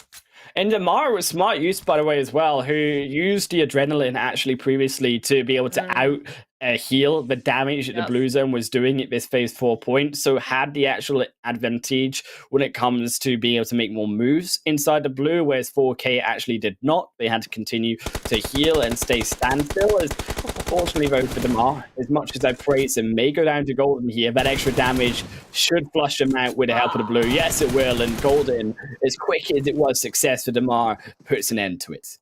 These 2 teams are just holding each other's hands in a tight grip outside of the circle, literally shooting themselves in the foot, as both teams are only 1 player left alive. We saw that circle, it ping-ponged to the north. I mean, this circle has just, it's like a pinball machine going from the south to the north, and then, I mean, just all over the place, and these teams just cannot keep up with it.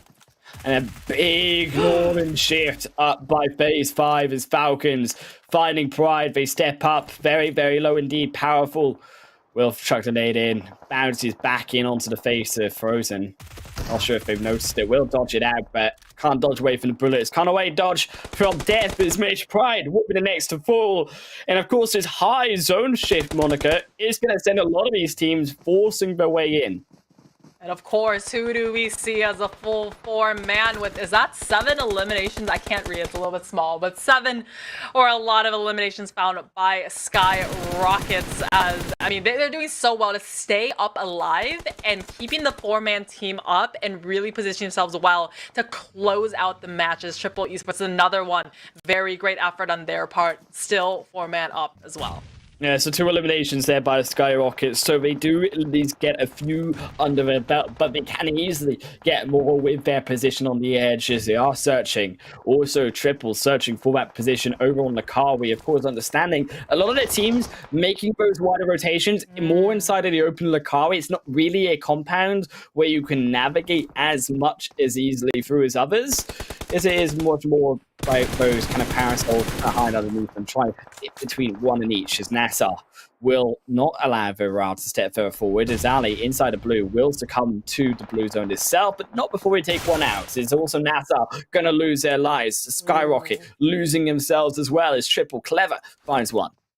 Suddenly all the giants do fall down, as we see so many teams eliminated at the exact same time. SKYROCKET's losing one as well, getting the reset. Oh, what was that throw? Bounced off the doorway, came right back into their faces. Triple Esports, though, taking the time here, still getting the reset down to only 2. So I think I jinxed them a little bit, Highland Wolf, because I said these were full 4-man teams, and now all of a sudden they're only 2 or 3.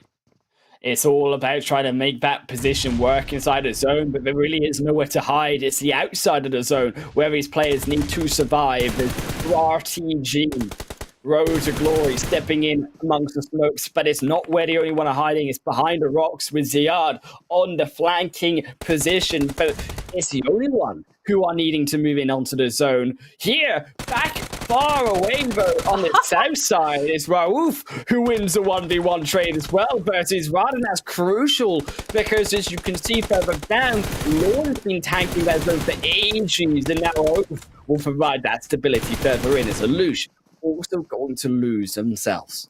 Road to Glory. I mean, Sanhok is their match. We saw it in league play earlier this week, having 2 massive chicken dinners all on Sanhok, as now they push with all the confidence in the world, trying to find this last player of the only one. He's just hiding, sucking his breath, trying to if he could dig a hole in the ground, he would at this point, because Road to Glory, they're on the right side of the blue zone, and he's just tanking the blue. SKYROCKET's putting a little bit of punishment back in the direction of Road to Glory. You said that they may get 7 eliminations here, Monica. They're up to 6 now, and they're searching for that one more. You might have just blessed them here. SKYROCKETs are looking for that control in the zone. Is unfortunately the only one succumbing to the Blues with the pressure, but it opened the doorway to SKYROCKETs.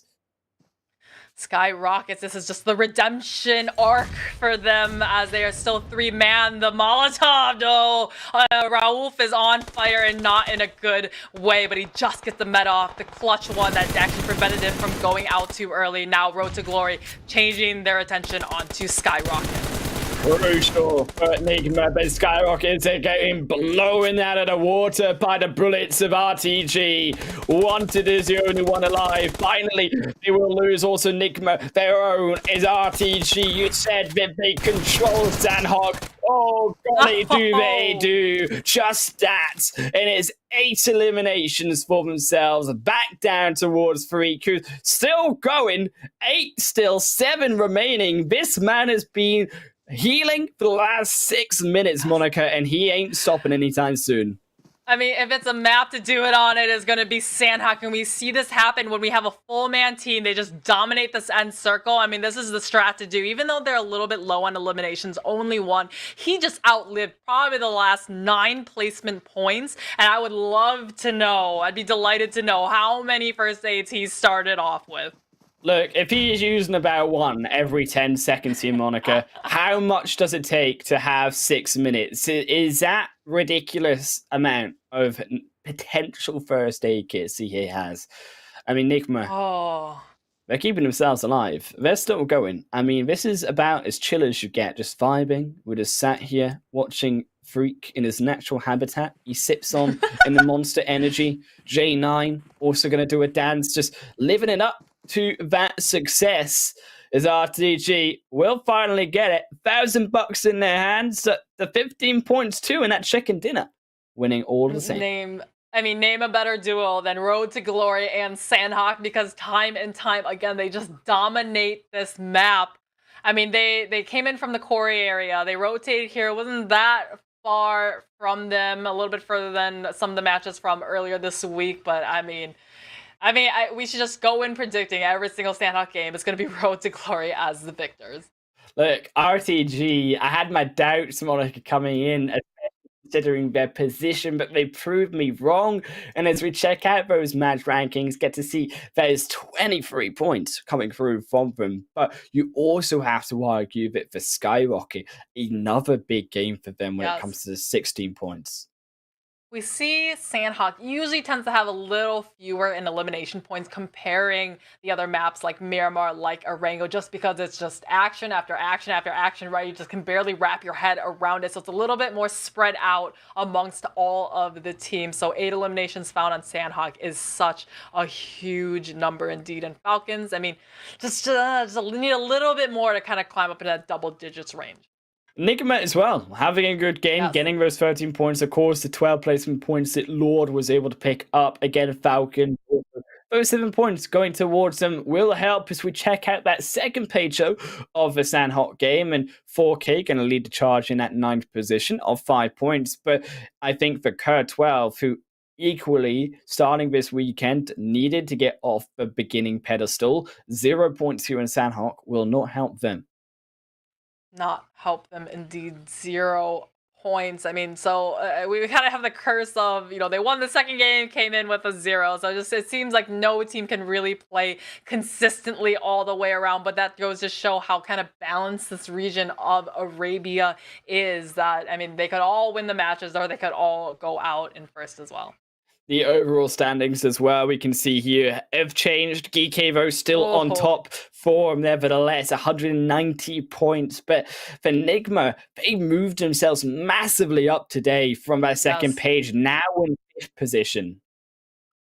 I mean, GEEKAY, they're 10 points away from hitting the 200-point benchmark, which is such a healthy gap between them and second place. On the second half, though, I mean, CONQUEROR, 90th minute, they're slowly falling down more and more as they are a team that is not in the Super Weekend and cannot help themselves to get any more points.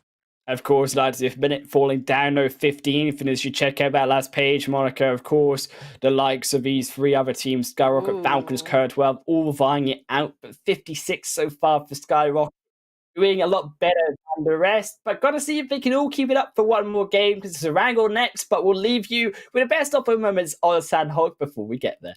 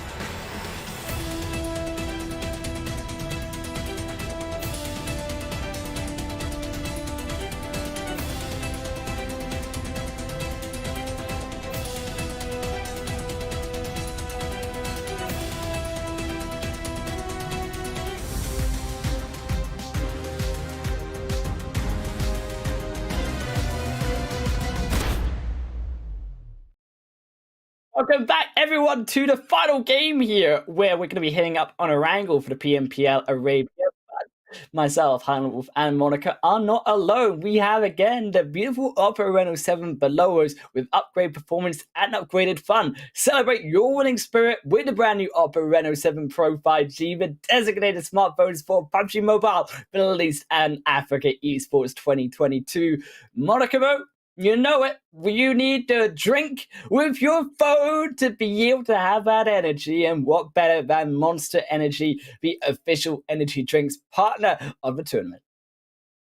We're going to need the Monster Energy. The players are going to need the Monster Energy to keep up with all the hype and all of the action that they've shown us so far. I mean, we saw some very unexpected teams getting the chicken dinners and climbing higher on the leaderboards. But then, I don't know, some of these other teams that are at the top that maybe they need to take another sip or something to skyrocket them.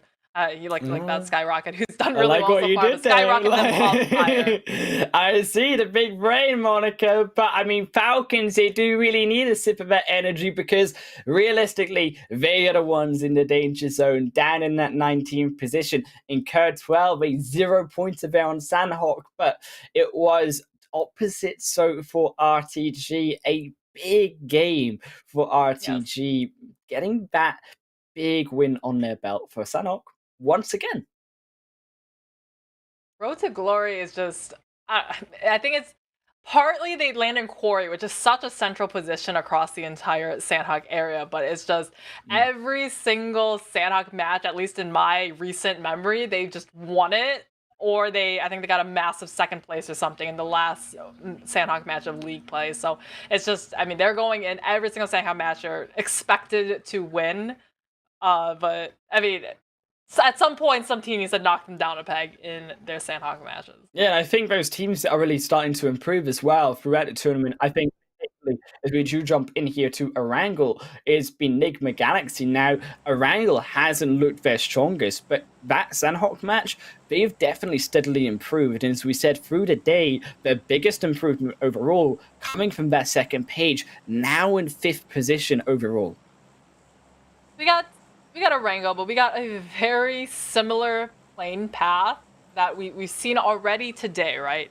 But I think it's up to where this circle is about to go. We saw the very, I mean, crazy Novo crates that was the first match today, and then the second one landed kind of out in the, where was it, kind of the Gaka-ish, Quarry-ish area. And I think as well, with this zone, playing path, should I say, again, another south one is going to really deter a lot of these teams from moving up towards that Georgia Pole side. So I'm suspecting, again, we may see squads like potentially R8 tend to go for more of this kind of Primorsk side, unless they try to change up. Maybe also teams not utilizing that South Island as much as I would have actually been expecting these squads to, considering that first game, there was a lot of heavy contention over at South End, whereas nowadays, Major have actually spotted it. Well, if R8, they're going to go down south to Primorsk. Actually, now Georgia Pole is free, and they may do that again. So we see some of them sending up over the top. We've seen Road to Glory usually goes Yasnaya when Falcons is not in here. So I think here they just don't want to take that heat, don't want to contest that city against a team like Falcons. However, on the back end side of that, we do see, I want to say that's Yalla actually driving through the midst of Road to Glory, trying to get all the way up to Severny. So, I mean, we've seen a lot of drive-bys today. I'm wondering if they'll just kind of allow it, ignore it, and just continue looting up for themselves. I think what is a very kind zone for now in the beginning of this final game, it can obviously go down towards that South Island, but much more likely that it will be through that mainland portion of Erangel. I'm interested to see if Triple will continue to stay around that western bridge, as they tend to be a bit more split out early on, but considering that phase 1 here coming into phase 2 maybe will contract themselves to focus more and more of that lighthouse position, focus more on the westerly bridge. Also, I expect a lot of these teams on the east equally to kind of hold their position. I don't expect too many teams to try and move forward into the mainland portion of Erangel for now, considering that all of them are waiting for that second phase to see where it really will go. Major Pride, the plane path was so far to the southern side. They've all just kind of crammed into one vehicle and then started driving up to that South Georgia Pole area, which, is out of the circle. So they're definitely going to be one of the latecomers coming in where, driving all the way out, having to come all the way back in. So we'll see how that sets up for them. We see NIGMA Galaxy, though, landing in Pachinki, probably one of the most, like people hot dropping Pachinki in classics type of deal. But I mean, I'm expecting a lot more from them. They slowly clawed their way a little higher in the overalls, but I'm waiting for a chicken dinner from NIGMA Galaxy. Enigma, they've been, as we say, slowly climbing, and they got very close. Of course, that second position, Lord excellently healing out for what felt like an age to get to that second position. And this time, though, as we say, Pachinki, they tend to play a lot slower again here, and teams tending also to leapfrog them in their position to focus more on then NIGMA trying to break through these teams later. I think that it's a different style from NIGMA. They've always been a very slow team when it comes to the edge of zone. I think, though, on the other hand, teams passing from Pachinki, then having to do more work later, it just feels like they're playing it a bit too slow. Yeah, definitely. I usually see that kind of play style coming up from a team that plays more edgy. YALLA in Severny, or even SKYROCKET's now going down to the military base side of it. GEEKAY, I mean, this is your number one team. This is kind of the shining team, right? The one that has 3 chicken dinners so far in Super Weekends. You get this average survival time, and to give you kind of some sort of perspective, the Erangel matches, they last, 31, 30, 32 minutes, depending on how far it goes. So to have a 23-minute survival time, that's a lot higher than some of the other teams that we've seen shown, 16 or even lower survival time, which is not a lot of time spent in the game. And I think as well, when you talk towards GEEKAY, and I think this also goes for actually not just them, but the rest of the organizations that are new to this season, is it has been a very impressive showing by the new dogs, stepping in front of teams like Falcon, of RA, who haven't done potentially as well so far in the tournament. And I think for the likes of POWR, for Major Pride, for GEEKAY, all of them in their own right, as we say, very aggressive teams, and almost increases the level, which surprises me. I don't know about you, Monica, but an aggressive region already into something that's even next level when it comes to the aggression that these teams are putting out. I don't know how much more aggressive they can really go beyond just full sending into compounds and such, but the only one, I'm a little bit hopeful for them because, I mean, every single match today so far, they've just lost 1 or 2 or even 3 way too early, to the point it was just one player trying to survive all by himself. And in this kind of PMPL high-level lobby, you can't really just 1v4 an entire lobby like you can do in a classic. Triple still continuing to loot up, but of course, a lot of these other teams are going to continue their looting phase. They have moved here, Triple, into more of that triangular formation, so beginning to, as we say, close around more of that western bridge as we expected to, trying to avoid teams contest them on the second phase, because they do want to have that control, that choice in the decision of where that zone will go. Of course, SKYROCKET as well, a slower team, keep in mind, over on that South Island, the only ones will have to make their own decision crossing either on that western bridge, where it looks to be kind of facing out on Triple for now, or depending if it goes towards that second phase, that more easterly side, I expect them also to change it up and head towards more of that east end itself. NIGMA Galaxy, probably their quickest rotation, I would say, of the day so far, coming out of Pachinki. Remember that first game in Erangel, it was a 15-minute mark onto that Novo crates circle that they were still sitting in Pachinki and just starting to get into their vehicles to rotate. So here, at least exiting out of the city, I think they found themselves a pretty central position now. So I'm hopeful for them. I'm wondering, though, how far can they fly in this match? There goes Erangel, of course, the rest of Twisted Minds. And I think for Twisted Minds, one of these teams who we said potentially coming into the Super Weekend, right? They now have Miramar on board. They have the opportunity. They've been a very strong team when it comes to that first Super Weekend. Is it now that first day nerves, so potentially that psychology hitting them down? Because, of course, keep in mind, they barely qualified. They came in 15th position coming into this league stage, and they haven't actually had a good game so far either. Today, they've been one of the few teams that haven't had at all really any points to show. Curd 12, they've landed kind of in that general Milta area, still staying in the spot. I think they've done well where they're just kind of coming a little bit out of the city. They are, it looks like, just kind of hugging down to the beach side here. Remember, this is the compound that Twisted Minds has taken up multiple times, so interesting to see them not take up this little shark fin compounds here. But yeah, Curd 12 coming off the win in the second match. I haven't really seen them do quite as well yet, and they just have little points here and there, but definitely just that second game was their shining glory of the day. Indeed, as the second phase finally will shift, and we'll get a bit more clarity here, Monica, on our final game of where this zone will be going. Very, very subdued for now, as RTG, Major Pride, RA all going to continue to make their way in onto the zone. SK Ton there for RA already claiming that high ground hill on that more quarry side. Will have that information ahead of them as the zone did shift over to that eastern side. So we are going to see another potentially eastern side finish, and SKYROCKET, I assume, as we expect, alongside the rest of these other teams, all going to head that way in towards the bridge. All right, you know, I have to point out, there's still a little bit of the military base island. No, in don't, this circle. Monica. It's like, oh, the no. last game. Oh my days, not again. We got one more game, and we'll get through it. We'll do it one time. I'm gonna be laughing hysterically. It's gonna be the one game of this entire Super Weekend, knowing our luck, it's gonna be the finals where it actually happens. The teams are like, please don't call that now. Oh, I know. And they got us for the rest of the Super Weekend as well, so it only gets worse. So, I mean, they've got a tough Super Weekend ahead of them, I would argue, is Curd 12 are all going to be in together as Shaq, as NIGMA will rotate behind them for now, of course, trying to look ahead towards Ra to control more of that farm sector.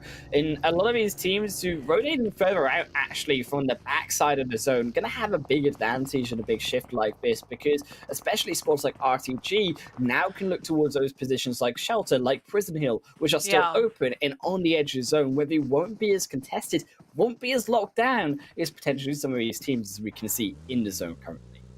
We talked about timing before in the matches. You saw the shark fin compound. Curd 12 was literally just at a minute ago. They evicted themselves, put themselves here in this little compound in the middle of the farm fields, and right as they left, NIGMA Galaxy took up that spot. So if they were, if Curd 12 was just a little bit slower to the punch, I think we might have seen an all-out brawl between Curd 12 and NIGMA Galaxy. But for now, still, we haven't lost a single player this match yet, Highland Wolf. So it's turning out to be quite the slow start now. I like it, though. I like it like Chris. It means it's also controlled by all of these teams, not willing to take too much risks, and will be able to make those more informed rotations later with all of those players still up. Finally, though, the blood does begin to spill, and it's GEEKAY who are losing out on all of it, as FALCONS will strike down a mega series of triple knocks, and it's only going to be Satan remaining. Powerful, trying to hunt them down, but they have the vehicle. They will be speedily away out of the fight, but claim now FALCONS 3 eliminations for their effort. Oh man, it was GEEKAY. I mean, I feel like I'm always just jinxing them. I'm like, oh no action yet, and then all of a sudden, in one fell swoop, 3/4 of the entire team of GEEKAY, our #1 team on the leaderboard, does go down. So I mean, it's Liv Satan. He's just with his tail in between his legs, trying to hide somewhere, but it's okay because they're still in first place. They still have that healthy 20-minute buffer between them and second place, so they can semi-afford this now, but definitely does not want to keep this pattern up. I mean, for GEEKAY, I'm not too concerned, right? They are very comfortable, and if they keep this trend going, even if just a few bad games doesn't stop them, I think, from practically, if they have even remotely a super weekend like we had in the first week, from already being in a qualifying position for the finals. It's all about right now GEEKAY just trying to make sure that they don't have to worry about that third week, confirming their position alongside a lot of these other top teams who are going to be continuing their pressure on that top of the leaderboard, as the zone has gone down towards Milta, though. It's a big Eastern shift once more. And Milta is not the place that these teams wanted to really fight it out for, because now the zone is already engulfed those bridges, so you can't make a sneaky rotation around the south side like some teams would do in a situation. Whereas instead now, you gotta fight for that main belt. And for those squads like R8, like Pride, it's a mega gauntlet that they have to fight through. I want to see a quick rotate come back from Kurd 12 because they landed in Milta. They know it is clear. They rotated into the farm area, so they should know, yeah, all these kind of rotations back are going to be complete for free, and that's exactly what we've done. I like their quick kind of rotate. NIGMA Galaxy as well. I mean, they're rotating here with zero information right there in that shark fin area. Just avoided some shots. Looks like Twisted Minds, though, finding themselves in a fight against Road to Glory. Looks like Yalla, though, you're going to be just waiting in the back, collecting up onto this one. And Twisted Minds, whatever happened to them? They got erased, is what happened to them. The delete key got pressed, and Yalla just took free ones. Is there, unfortunately, for Twisted, down to the solo player. Vigils in his own little home, but it's all alone for him now. Is Road to Glory as well on that one elimination point, making a rotation through from the Wizard's Tower. Unknowing will get the smoke road along for one. There's Falcons also pressuring through. A lot of the teams trying to make their moves, of course, as you can see, but very slow rotation gets punished by RTG out in the open. Falcons, again, we're rooting for them because the other two teams in this lobby that didn't qualify for last Super Weekend, it's going to be Kurd 12 and remind me now, Highland Wolf, but they had gotten their chicken dinners out. Yes, SKYROCKET, they've gotten their chicken dinners, but Falcon hasn't gotten their slice of the pie yet, and they need it to jump a little bit higher in the standing. So I like their vantage point now. They're keeping all 4-ups, 4 eliminations found already. So I'm hoping, I'm sending good vibes their way to hopefully make something out of this match. Yeah, you can see, of course, the live standings right now on the top of your screen if you haven't noticed them already. And actually, Falcons, interestingly enough, ahead of Kurd 12. So these will actually, I think, even more lead right now with Falcons currently. VSA had that one great game, but you can see only 25 points, Monica. They've had poor games all outside of their one chicken dinner win on Miramar, so they really need those points, and punishing the only one is a good way to start it, but they're so far away from those knocks that they're finding that they won't realistically be able to find the elimination points from those knocks itself. Yeah, that far away, you get a knock. They have ample cover and time to, crawl somewhere safe, get their revives. Who is not safe here, though, is Major Pride, as they just keep getting dealt bad cards in this poker game of Super Weekend, as they find themselves, again, only 3-man left standing, taking this fight against R8 out into the blue zone.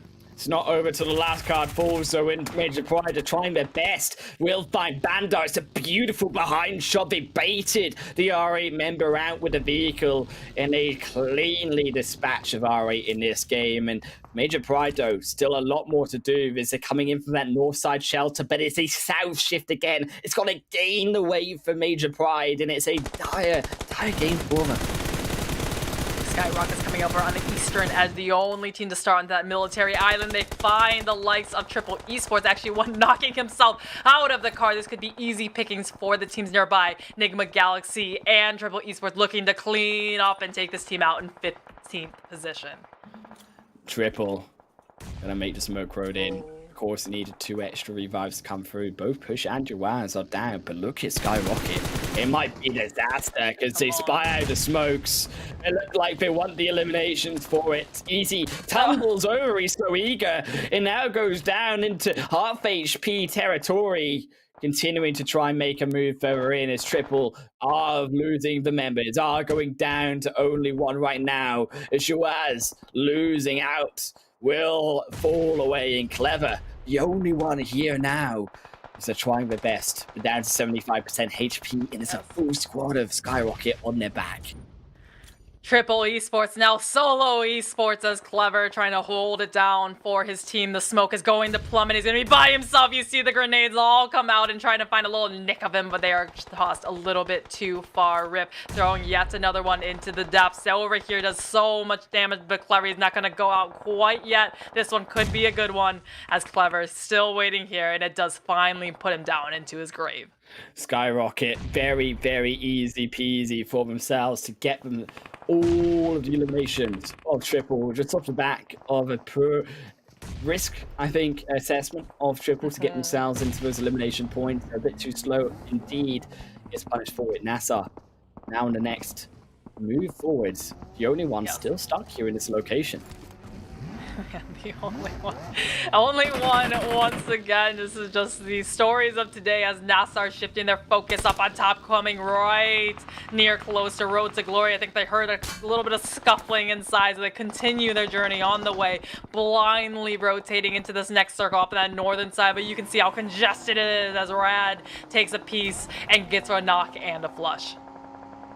Still, RTG. Big send in. Oh no, that is not the time to crash your car, RTG. No. What have you done? Is it will survive for now? No one noticed. They check around him. You see, well, I thought someone was going to shoot at us, but they seem to be alive in the meantime. J9 did get taken down though in the crash, so Will has to make the revive come through. The smokes trying to keep their car in play. They lose their car though, crucially here, RTG. They have no way to move inside this open space. You can see this is open fields territory. This is just caught with their pants down and one car in a hay bale to call as cover. But we're waiting for this next circle. It shifts onto the eastern side of the city. So the teams that maybe committed a little bit too closely into the center are going to be looking for a way to come on out. NASR on the receiving end of so many shots from Road to Glory. They're looking to clear out this open field as NASR. I mean, they're trying to get the reset as quick as possible. RTG Nabo continuing to move in is now struggling here. RTG to continue in on the fight. NASR looking over the other position here in will lose out 1-2. They both drop in. Unfortunately, RTG gonna fall down. Oh, so should I say NASR down to RTG here is 4 of them are going to be taken down in eliminations up towards them. K12 now moving further in onto the zone 2, making their move on the edge. I like the edge, the southern edge, so they still have a way to get out. Major Pride going out this time in 11th position. NIGMA Galaxy, this is probably their best game of the day yet because they still have all 4 members of their team up. We see Falcons, though. I mean, you know that they're going to be setting themselves up real well for this match because they're on that eastern side. Nobody is behind them, around them. They can just all look forward and focus on taking the shots onto NIGMA Galaxy. And everything that's happened, SKYROCKET, everything is going wrong for them. Oh, they all tried sending it in each way. They only get one inside. They get to second, though. Rip and Easy there. But they will be ripperoning them sent into pepperonis as NIGMA make themselves a pizza with a SKYROCKET flavor. That pizza was burnt to a crust as it was a completely indigestible. NIGMA Galaxy, though, come with the huge, massive team fight win here as Falcons just hearing the shots and wanting to get a piece of this action. But they're going to be clearing out either side. We're focusing on that northern side. Road to Glory. Can they continue their trek of winning into the bottom of this building? The Falcons, they have a brilliant angle on this more eastern side. A lot of these teams, of course, fighting through the west, but the zone going towards them naturally helping Falcons here because a lot of these teams busy in their own fights on the opposite end of that zone. So we'll have a slightly more peaceful game, finally getting into some skirmish territory, but not as hard as RTG, who only have a rock with a cast name, but Rad, they say, you will not live with us, I'm afraid, and J9 will fall down. They really split themselves up. You saw Nabu and you saw J9 so far apart from each other, just going for that solo play. So unfortunately, Nabu not able to support them as he tried to take that fight against Rad as Road to Glory. Nabu is found out. So another one bites the dust. We're into our top 8. Falcons still ascending high and keeping their eyesights on all of these teams down below in Milta. YALLA have their own position though, like Falcons, very comfortable, even more so now as that zone has gone towards them, and YALLA, they've got the position. They have this game in their hands currently. The only other location that has compounds up to now, NIGMA, to take control of that, but NIGMA very much occupied with those full squads on the western end still to come in. Curd 12 at least has that southern side. Nobody has been over onto his angle like Rad, like the only one from up north. But Shidos, I mean, he's their machine killer. He's their strong carrying fragger. At least he is here, still alive. There's 7 eliminations as Rad focusing on to this fight with NIGMA Galaxy in this 2-stack building across the street. But can they get across the support with Curd 12 mobilizing as well? It's a big move across the roadside. The smokes have been laden down, and Rad are trying their best to continue to move in on to their own position. They lost one, but it's a 1-for-1 trade, and it will find the elimination through onto Muhammad as well. And here comes the rest of K12, and Destra is there to meet them. And K12, they've been extincted through by Rad, and they will claim their 7th elimination in this game. But keep in mind, Monica, their zone is still away from them. They still got even more to go. For the 2nd consecutive time, shifting over into the direction of Falcons as Yusuf put down onto his knees, but far enough away with a little bit of a hill. Hopefully being able to be reset by the rest of his team. YALLA, we've seen some great stuff come out from them, but right now the focus is going to be NIGMA Galaxy clearing out this team that is going to be Rad just a little bit north of them. I don't know. Everyone is taking their own little micro fights on their sides of the circle as it's starting to shift into the 7th phase. And YALLA, very comfortable in this next shift still. NIGMA were comfortable, but did allow next door neighbors Rad to enter in as well. But Falcons, who don't have a home, you can see trying to use that small dip at a hillside into the beach, but it only provides so much protection. The moment they step over, you can see the pot shots being laden out. Falcons still coming over. They used to have a huge spread over here, but they still have a nice kind of southern eastern edge of the circle. YALLA just to their north, NIGMA Galaxy just to their left. So we'll see where this next circle will shift it. They'll have it one more time. They're just waiting here. I mean, this is everyone's just biding their time, keeping an eye on the circle and seeing where they'll be forced to go next. Yusuf here as well, trying to, of course, find that angle for Falcons. They've been rotating slowly around. Is here still the zone, even POWR alive on the edge. It's about these surviving moments for these final teams, but it is all about the control of YALLA, who have this zone in hand. They have the position still given towards them. It has gone, on the other hand though, towards more of that south end. So it's deliberately moved now away from YALLA, and puts now in the position where all the teams will eventually have to make that move. And Falcons, they're going to have to defend first for now. NIGMA and Rad, they find one of them to a Modi. That will be the crucial beginning knock that they require. But now as NIGMA begin to separate, A little scared for NIGMA Galaxy because they are on one side, Falcons shooting down onto them, and Rad also using this as their distraction, but they're not out of contention quite yet. Falcons still for 7 eliminations found, lobbing a utility over the top, but they said no thank you and gave it right back to Yusuf in his face. And Falcons 1-for-1 so far, but it's the 8 eliminations. It's a Falcons game that they need, but we still need the placement points. It's only 6 remaining for the next team who falls. NIGMA stalled out for now as the zone is closing in. It's phase 7, Monica. They know that they have to move. Rather behind them, though, in NIGMA, they cannot get further forward because it's this team behind them coming in. The nades are being sent in a rich way. Yet NIGMA, they have to defend now. They find one. They're trying to find a second. POWR will fall in the background to YALLA. But it's Raptor versus NIGMA inside the home. This is Falcons just putting on all the offensive. They waited all day for this moment, but YALLA's going to be coming up to their side and finding multiple members of Falcon. This is a bigger fish going for the smaller ones, and nobody is safe in the circle. That could be a big nade over. It will miss for now. It was a blind one over the top, but Save almost clutched down Falcons in one fell swoop. Boomper now sends the nade over onto Powerful. Sidesteps it away from now, but the Mar needs revive. And as we say, phase 8 is already on its way. Another nade will miss, and Boomper will fall over aggression, but it's Rad to punish from the opposite end, from their dying breath. May have saved Falcons in this game as they are up to 12 eliminations, and YALLA now are the ones that need to turn to the revive. Maybe Falcon needed a 4-game warm-up type of situation, but here it is now. YALLA sending one out wide to have this off angle onto Falcons. The Falcons, the advantage is to them right now because it's a 4 versus 3, and you see how confident they're playing here as DeMar drives right up into the faces of Datan, taking the 1 versus 1 just on the edge. And it's YALLA with a disadvantage, only 3 players right now as Falcons lead a charge with a 4 full squad are ready to attack.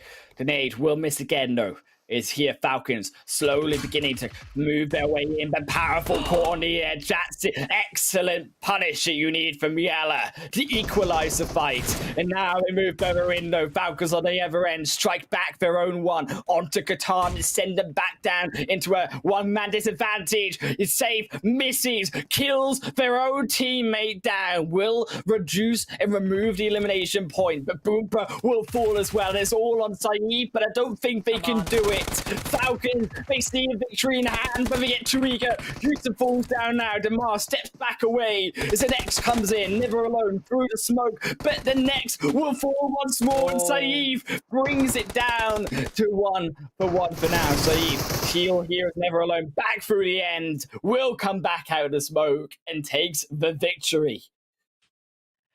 Victory well earned indeed. We've been waiting all day for this. I mean, I they're giving me a run for my money at the end of the day. I remember I called it Highland Wolf. I'm like, all the 3 teams that didn't qualify for Super Weekend, they might be coming in hungry today. And certainly every single one of those 3 teams that didn't qualify last Super Weekend has gotten a chicken dinner today. Look, they all needed a chicken dinner, Monica. They all needed these points, $1,000, of course, given to every single one of those teams as well. But not forgetting, keep in mind, those extra 2 games that the veterans are coming in from the Super Weekend 1 still have earned. But it's a long way to go, but at least steady beginnings. I think realistically, you look towards SKYROCKET, Monica, you look towards Falcons. They've both done their work. The only concern, though, Herd 12, who, yes, we're trying in that final game, but struggling whenever we look at these match rankings. Struggling indeed this first half. They weren't struggling this match quite yet, but Falcons, 30 points, only seconded from, who was it, SKYROCKET that first game today. Remember, they got 16 eliminations, will beat them out by 1 point, but still 30 points found in a single match is going to really push them soaring into all. And taking up that, of course, that second position, taking those 9 points to bring them into that position. YALLA, though, doing very much work into that 3rd spot. NIGMA is the 4th, but did, of course, get those extra 7 elimination points, but you do have to remind yourselves that it's only been 2 good games out of the total 5 by Herd 12, so they aren't that high when it comes to the overall leaderboards. I think pushed further down by the fact, of course, as you say, Falcons and SKYROCKET have had more consistency. Someone who is definitely showing way more consistency is going to be NIGMA Galaxy. They didn't get a chicken dinner yet today, and they haven't gotten any so far in the Super Weekend so far. But, I mean, we've had some very consistent staying in that top 5, getting a lot of eliminations, and seeing how they're going to claw their way up. But let's take a look at the second half of just this match ranking. The second half is the only one in that 9th position, 4 points there, and moving down to the 2 to the 1 points there for the rest of the teams as well. Is very quiet game from the rest, but it was all because points, of course, were sponged up by those top 8 members of the pack. As we check out as well the overall rankings here, Monica, too, from where we are at the end of our first 20 games of the Super Weekend so far.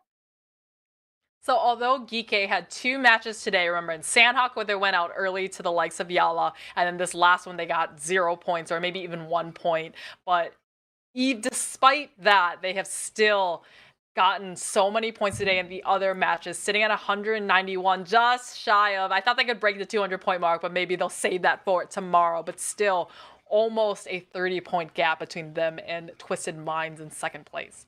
And of course, NIGMA there in that 3rd position. Wow. Definitely a big increase, Monica.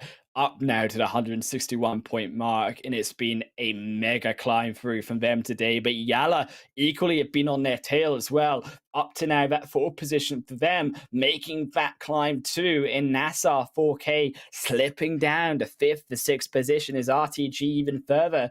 But the other team that I think really has had that improvement so far today as well, you could argue has also been R8, because they also weren't that high in the overall standings when you looked at them, and now coming in with those top first page results and 144 to add. The scores are getting a little bit less volatile, especially as we look into that second half of the overall rankings, because now we have so many matches under our belts. Just one chicken dinner isn't going to, like we saw last week, and just skyrocket you into 3rd place sort of thing. So here, now we see OOREDOO Thunders. They're not in here at all, falling down now onto the 2nd page, along with CONQUEROR, along with 90th minute. So nothing is helping them this weekend, and they're just hoping these other teams don't do too well.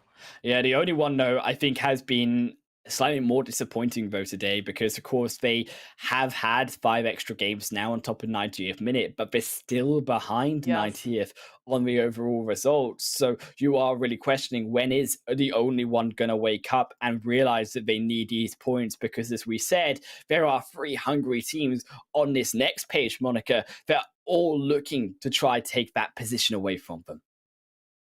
The bottom 3, though, of course, these are the 3 teams that did not play in last Super Weekend, because these teams have only played 5 matches. But despite that, Falcons are at 60 points, and the only one is at 89. So currently, there's only a 29-point difference between them. I mean, we still have 2 more days of this Super Weekend to go, and this is well within striking distance. And I think, to be fair, Falcons, the SKYROCKET, even arguably KOR12, as much as it has been disappointing outside their 2 decent games, they've all done well for themselves, considering it was a big climb to get up there in the mountain to be able to get themselves onto some points. But you have to also look, I think, at those teams from 1650th position, Monica, because now they're falling behind. But what they don't fall behind on is style, which is a grizzly bear card collection where you in game can earn some rewards up until the 6th of July there and join in the card collection draw and win outfits. There's a chance to get all the pieces of an item in one go. Of course, that I like the style of the bear suit, of the hat, Monica. I mean, to be fair, if you rock it all, though, as you say, then you've got the ultimate swag. The ultimate one. They should give you an in-game sound like a grizzly bear roar, but you got less than a week to grab that one for yourselves. I think this outfit would be so great on Miramar, that brown kind of theme, just to really blend in with the sands. Look, there's a long way to go as well, Monica, to blend into the rest of these teams and points and get to the top of the standings. We've got 10 more to go this Super Weekend. Same time, same place tomorrow with myself and Monica once more. We'll see you guys then.